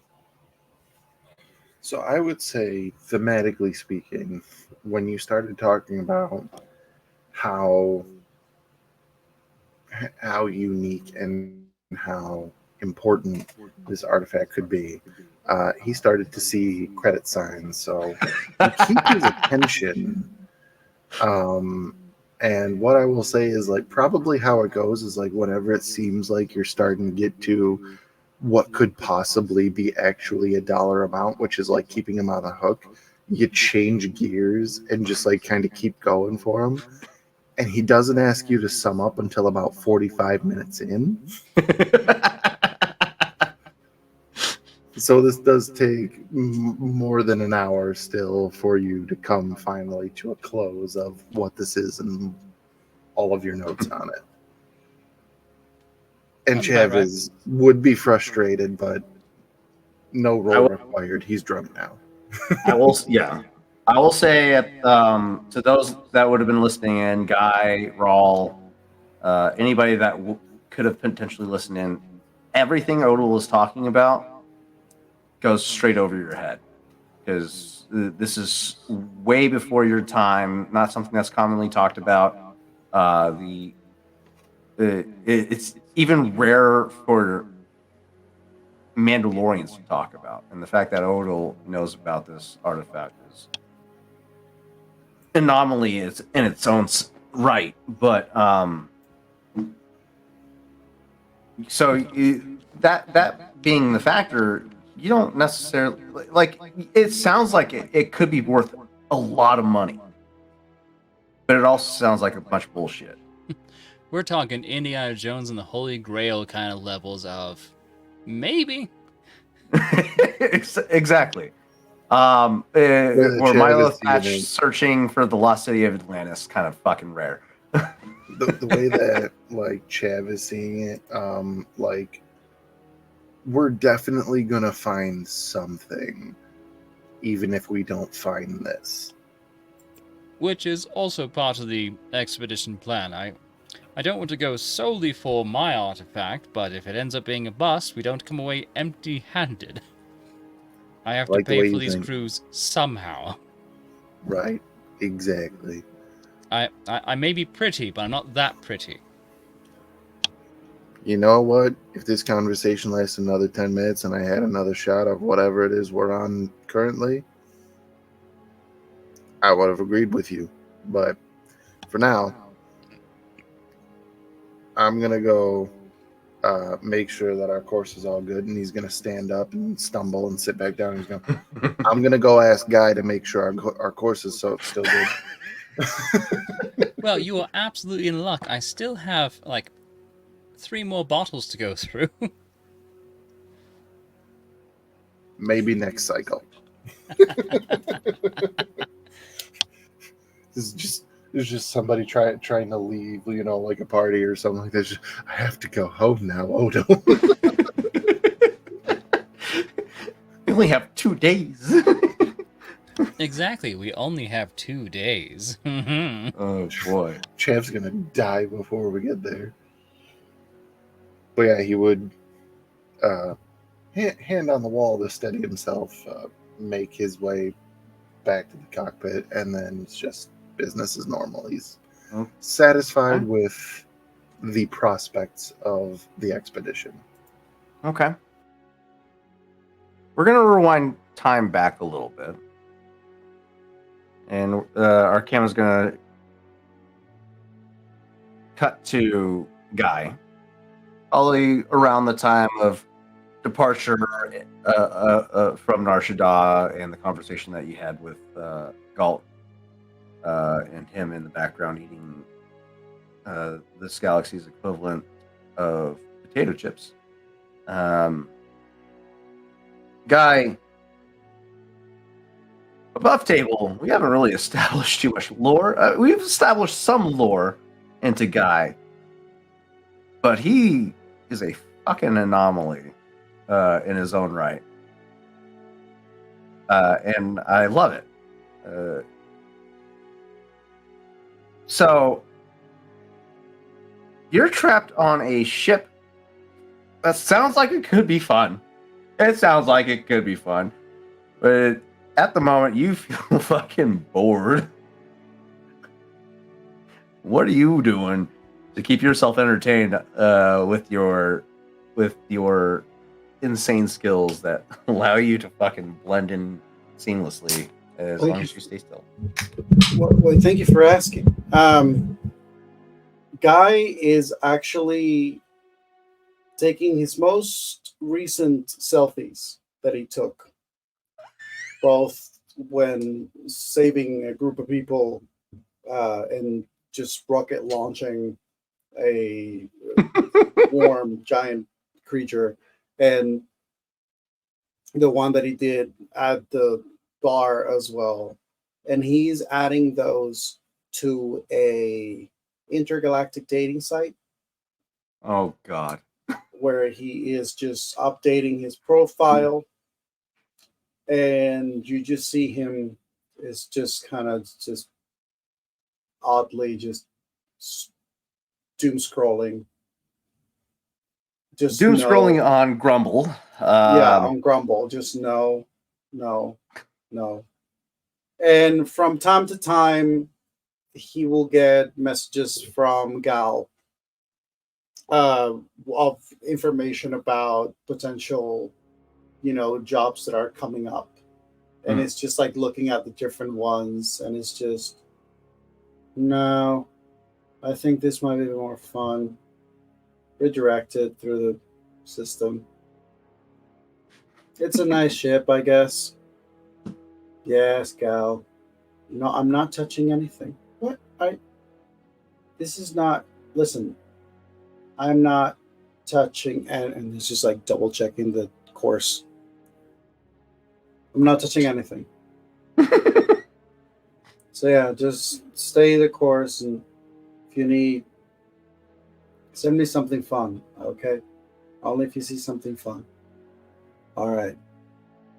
And it's just he literally is just like keeping himself like completely not very like he doesn't need much.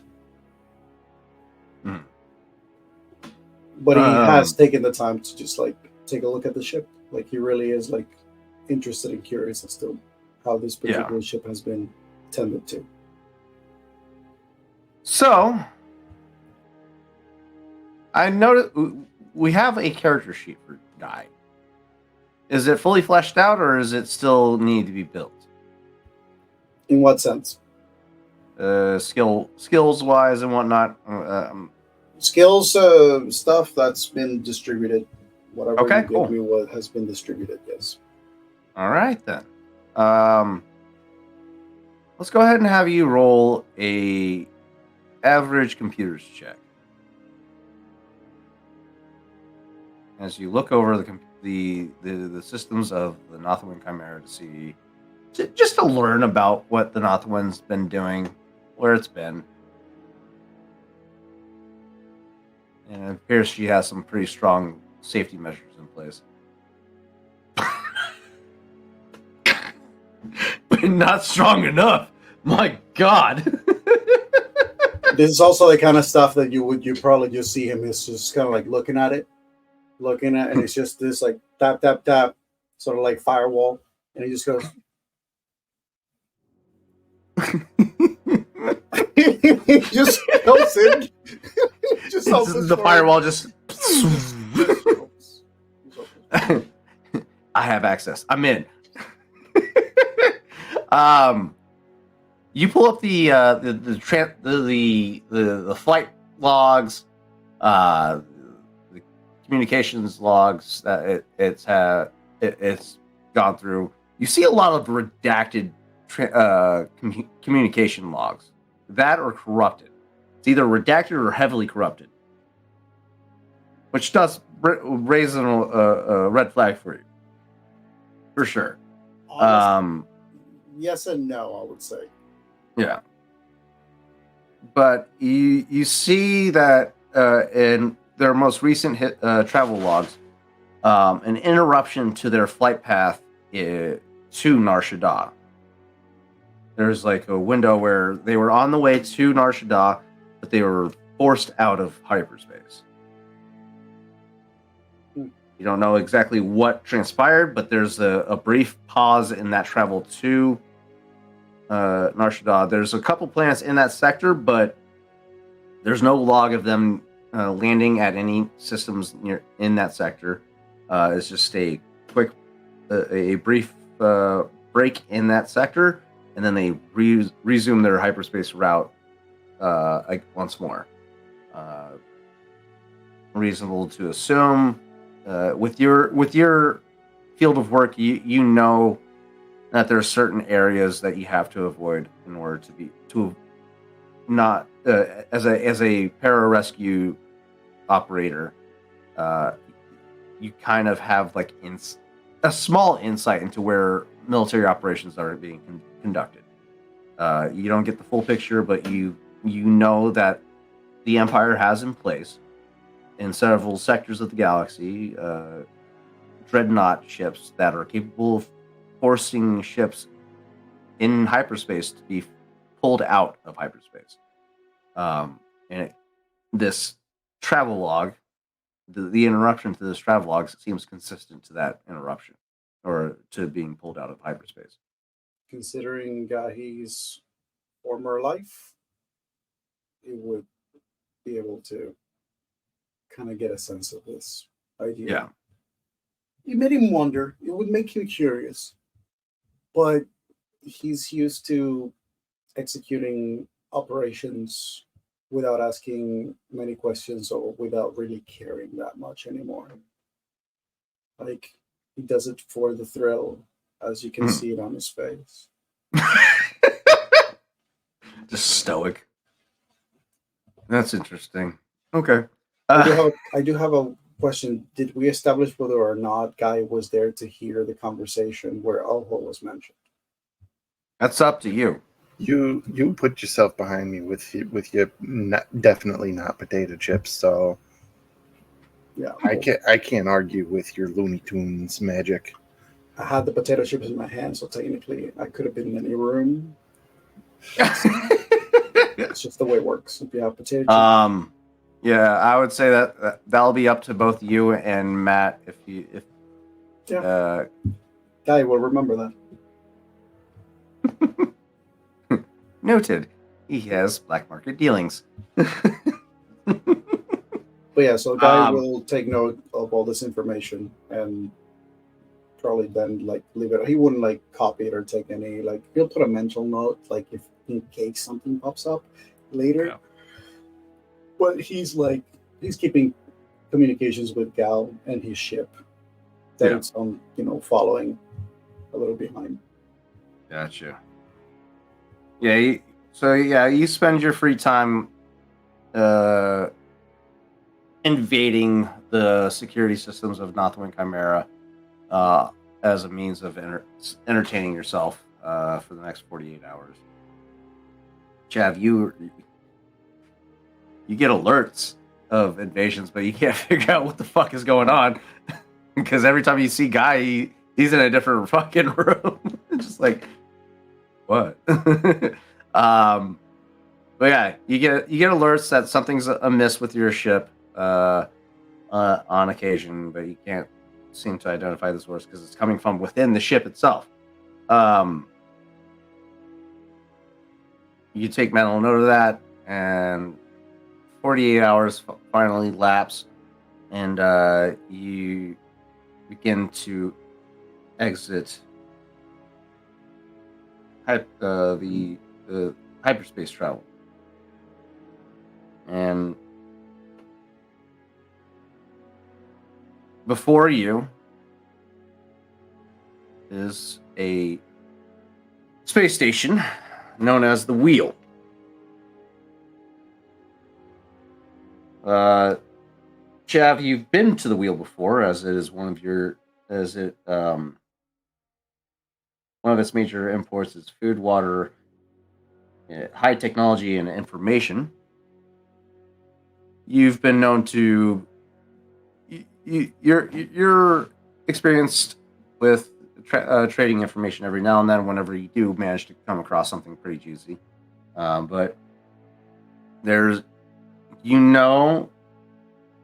for the wheel is an enormous circular hub and spoke style space station located on the Prolimian trade route near the outer edge of the mid rim.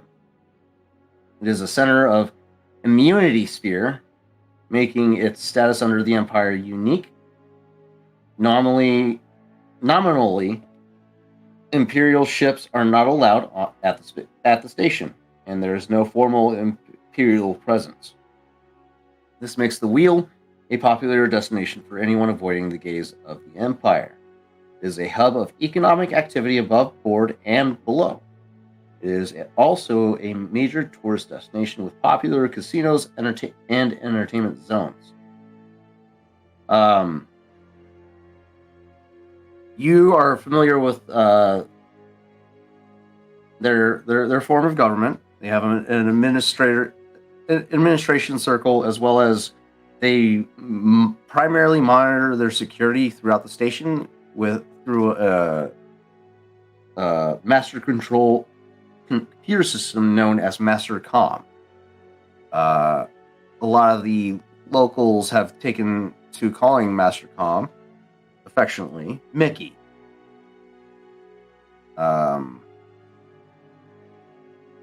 As you begin your approach, you are being hailed by the let me pull up the wheel real quick. 1 second. Sorry. Space. Into the rim. Actually, I got as the ship enters into this frame, our scene fades to black with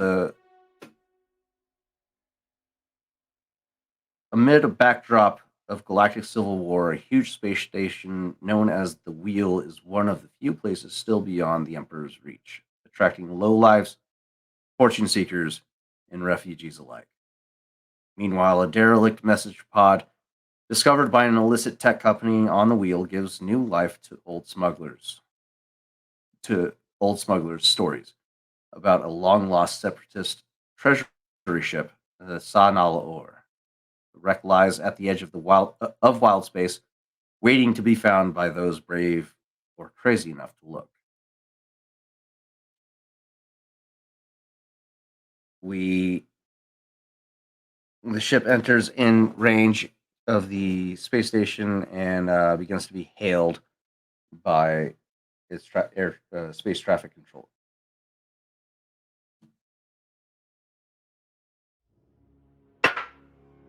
Incoming craft. This is space wheel traffic control. Do you copy? Over. You're breaking up a little bit, but I got the gist of it. This is not the Wind Chimera, Captain Chavisto, looking for a place to dock. Over. Not the Wind Chimera. This is the wheel air traffic control. I read you loud and clear. Please proceed to hangar levels to proceed your docking. Please transmit your transponder codes and be ready for inspection. Upon arrival, any not illicit substances or contraband will be seized upon docking. As a warning, if you have anything of that nature, I would recommend you expunge it now. But you are free to proceed. Docking Bay 7. Over. Docking Bay 7, got you there. For the record, showing up empty, but you can do whatever searches you need to do. Thank you very much, sir. Docking Bay 7. Over now. Captain, you begin to hear this individual talking, like as if they have forgot that they're still live on the air, and they just are talking to somebody on the other side. Nonchalantly, it's a discussion about you're gonna want to see that this individual is coming from Shaddaa. Might need to check them out. I don't know. But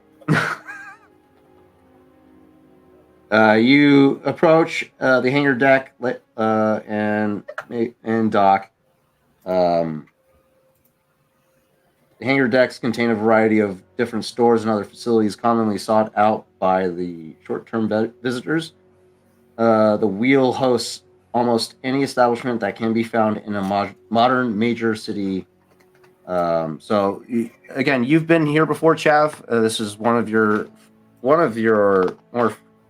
more pretty frequent stops, as it is on the fringes of wild space.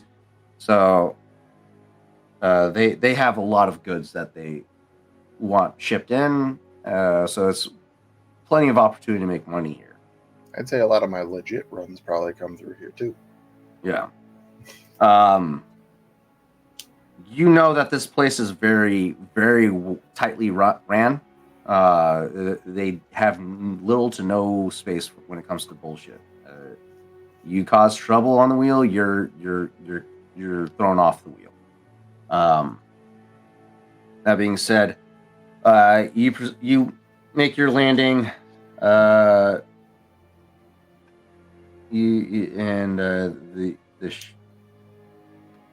ship gets locked into place by docking clamps, and you proceed to disembark your ship. At this time, is there anything else you guys would like to do before disembarking the ship? Nope.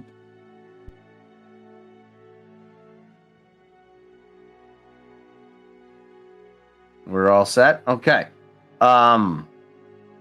It's a straight beeline. You guys know where you're going, as Odil is the one that leads the charge to the Isotech offices that he's familiar with. You've been by Isotech's offices before, Chav, but you've never been in them, as you've never had direct dealings with them prior, aside from a few cargo shipments here and there. But you've never had to go into their offices itself. As you guys enter Isotech and are greeted by a droid by the name of CZ13, affectionately named C's. He sees you enter. His eyes begin to his optical processors take in your imagery, begin to process the information. Greetings, individuals. How I may be of service to you this evening.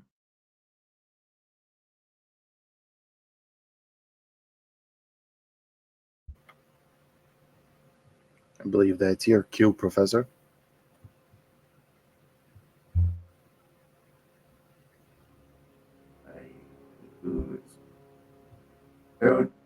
Odil, is that you? Yes. I believe my master is expecting you. Please wait for the moment while I inform my master that you have arrived. And as he says that, he begins to move about the office itself meticulously. He has a route plotted, and he just moves about the room, reorganizing any magazines that were or flimsy plastic magazines that were disturbed. Moves to the door behind you, make sure that the door or and locks the door behind you, and moves around, to another sector of the room and then back behind his desk. And it takes a few minutes before his eyes light back up, or not his eyes, but his eyes refocus and look to you, and tells you to proceed to his master's office. Thank you very much. And Chapkin nods, gesturing to Odell to lead the way, since Odell knows who we're talking to. You enter the office of Rom. Again, the blue-skinned Twi'lek male,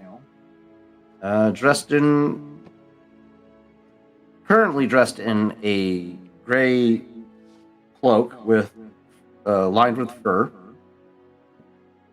Not the traditional sense of a president of a tech company that you would normally expect, but he looks up from his desk, sees you, Odil, and the rest of the crew, and has a expression of delight across his face.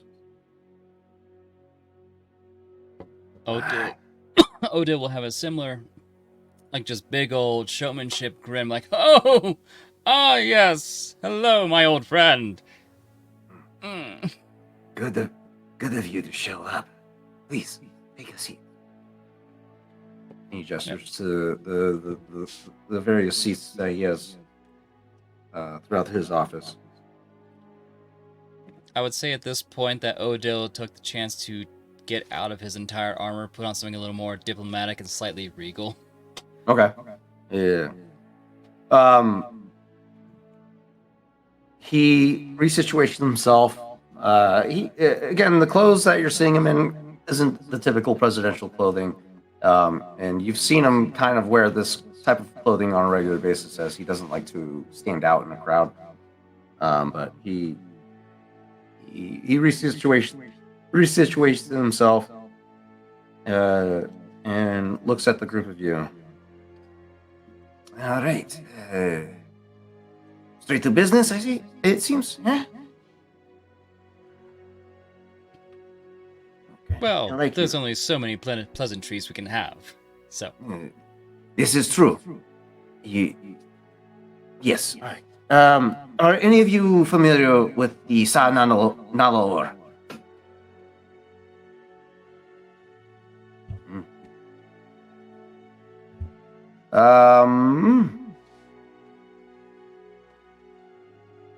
The Sa Nalaor, to a lot of you,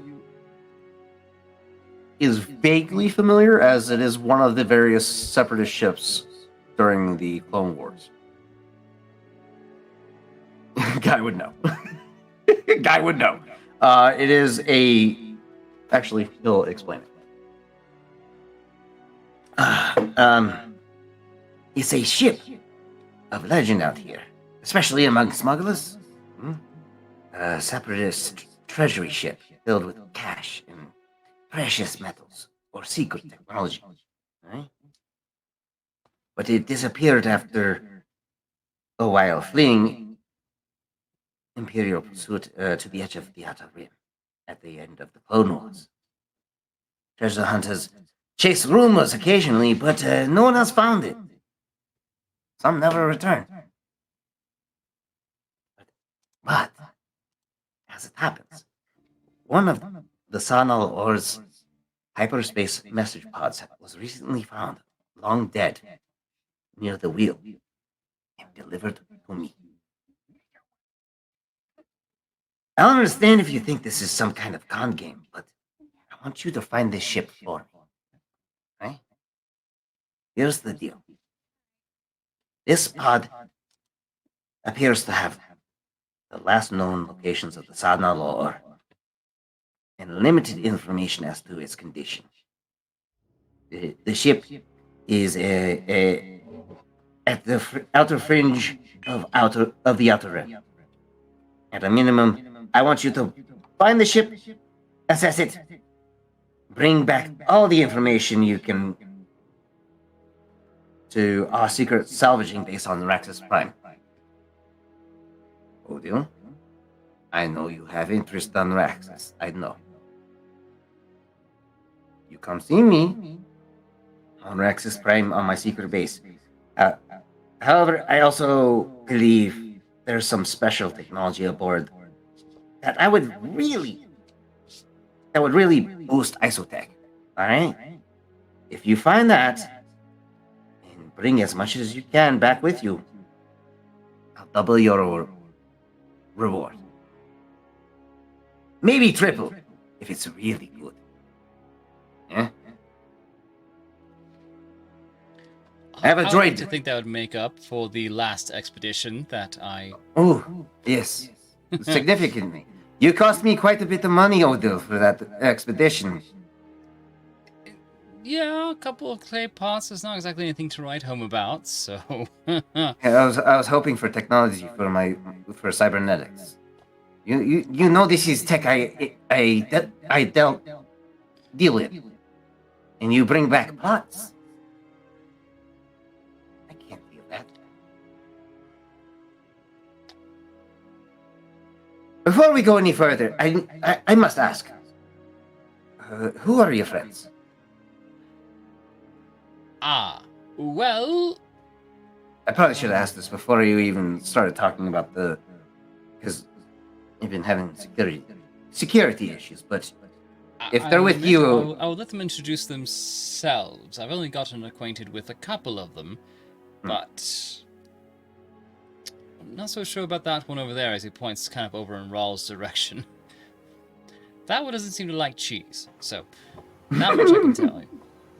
With this opening, Chav will kind of nod in Rawl's direction, just say, "You're looking at the crew of the Nothwin Chimera featuring the guy," and then he just points over the guy.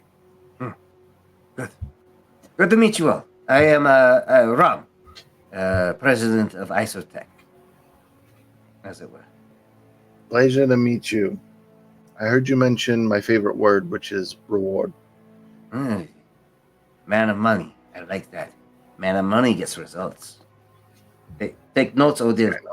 Take notes. You sitting there all funny looking. Who are you? He points to you, Raw.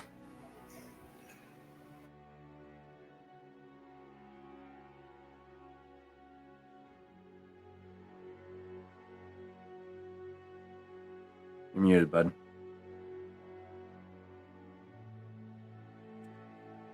Raw doesn't say anything to him. He's he doesn't like him. He doesn't like him at all. Doesn't like him at all. He just met him. There's gonna be Doesn't like him. awkward. There's gonna be that awkward pause of Rawl just kind of like blinking in this man's direction. You're gonna go, that's my mechanic and co-worker. Yeah. Does your mechanic and coworker have a name? I'm sure he What does. do you want to know? Your name. What do you want to know? Why? It's custom to know each other's names when dealing in business. Chav's just gonna like put a hand up in Raw's direction and nod, just kind of like a, and then he's gonna lean over to the Sense of Vision and be like, "He's got to be careful. He's got a lot of enemies."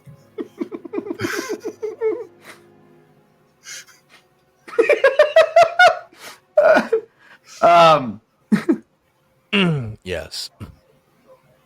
His real name lost to the test of time, but around here we just call him Raw. Please give me a charm check. Why?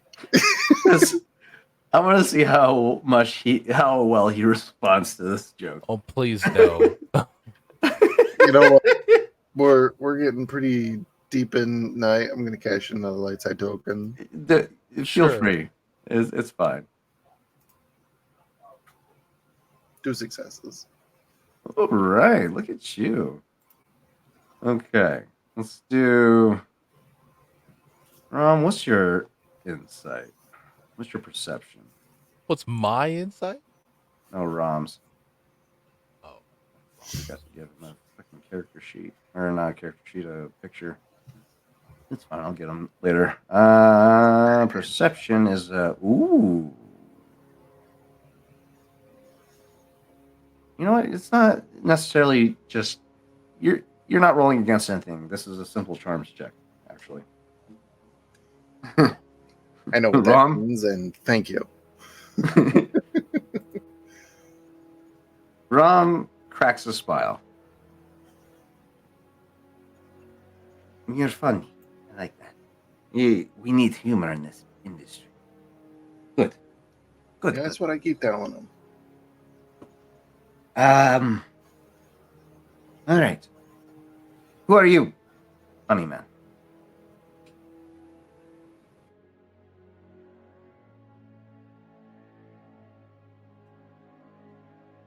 You. He's pointing to you. Yeah. Oh, he is pointing to me? Oh, because I didn't actually formally introduce myself. Javisto, pilot extraordinaire, and yeah, we'll leave it at that. It's all right. I'm sorry. What was that? Hmm.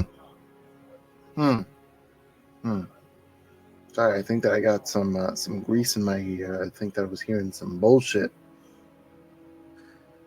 Chavisto. I've heard of you. Oh, hopefully good things. You have talent. I give you that. Thank you. See? He's gonna look over at Ron and just be like, he recognizes. I believe you've had some business with me, albeit minor, but business all the same. Yeah, nothing crazy. We'll rectify that. I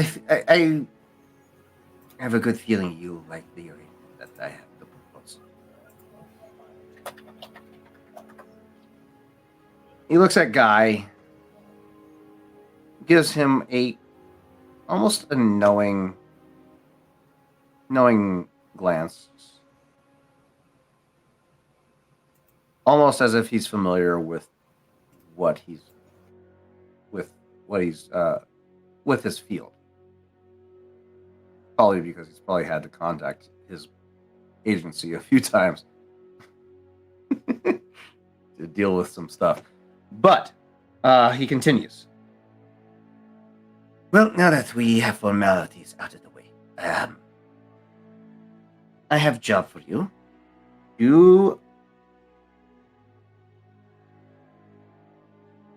You're to take an IT-3PO with you. You'll arrive shortly. My base pay for this job is 10,000 credits, okay? And you, and he points to you, Odo,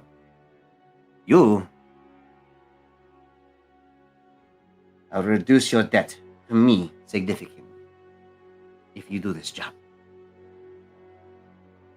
You skip out on me, and there was something to find. I've got connections to make your life very difficult. Plus, you'll still owe me. I think we can understand each other well enough. Good. I'm going to need you to travel as soon as possible, at least in the next 8 hours. So while you're here on the station, remember to purchase equipment and supplies. Where you're going, there may be possible survivors. So bring gear to treat any wounded, any survivors that may be aboard. I believe this is something of an expertise for you, as he points to Guy. The guy just sort of like turns like his leather pilot jacket has this like patch on the side that it's a common like Yeah, geometric symbol that sort of represents the the agency. yeah. Yeah. But it's mostly like his role of Yeah. like paratrooper. It'll be right up your field. The wheel has plenty of shops, so you should find most everything you need. I'd also recommend you asking around a bit more for information that you may need in regards to the place that you're going. For context, you're going to a planet known as Chogana. It's a very uninhabited planet, very wild. So be prepared. Lots of jungle trek. This also happens to be the home planet of a species known as Nexu. So you won't be the only predators in the forest. Be aware. And I'll also recommend you be careful about who and what you ask and how loud. You never know who might be listening. With that, the camera pans out to the exterior, slowly phasing through the exterior of the office to where we see a yellowish green skinned Rhodian standing outside, seemingly minding his own business, but with his head slightly cocked to the side. The camera continues to pan out to the exterior of the wheel. As ships constantly come in and out of the hangar level, leaving and entering the station, the camera fades to black as the rest of this conversation is to be diced. Thank you all for tuning in this evening. More to come with this beginning of the episode known as Beyond the Rim, a 3-part episode of adventures into the wild jungles of the planet known as Sholgana, the home planet of Nexu, the species of cat that are very, very proficient in their field. Tune in tomorrow at 7:30 Mountain Standard Time for the next episode of the Dimensional Dial one-shots, being helmed by none other than Oz. We are to be diced. We'll see you tomorrow. Take care.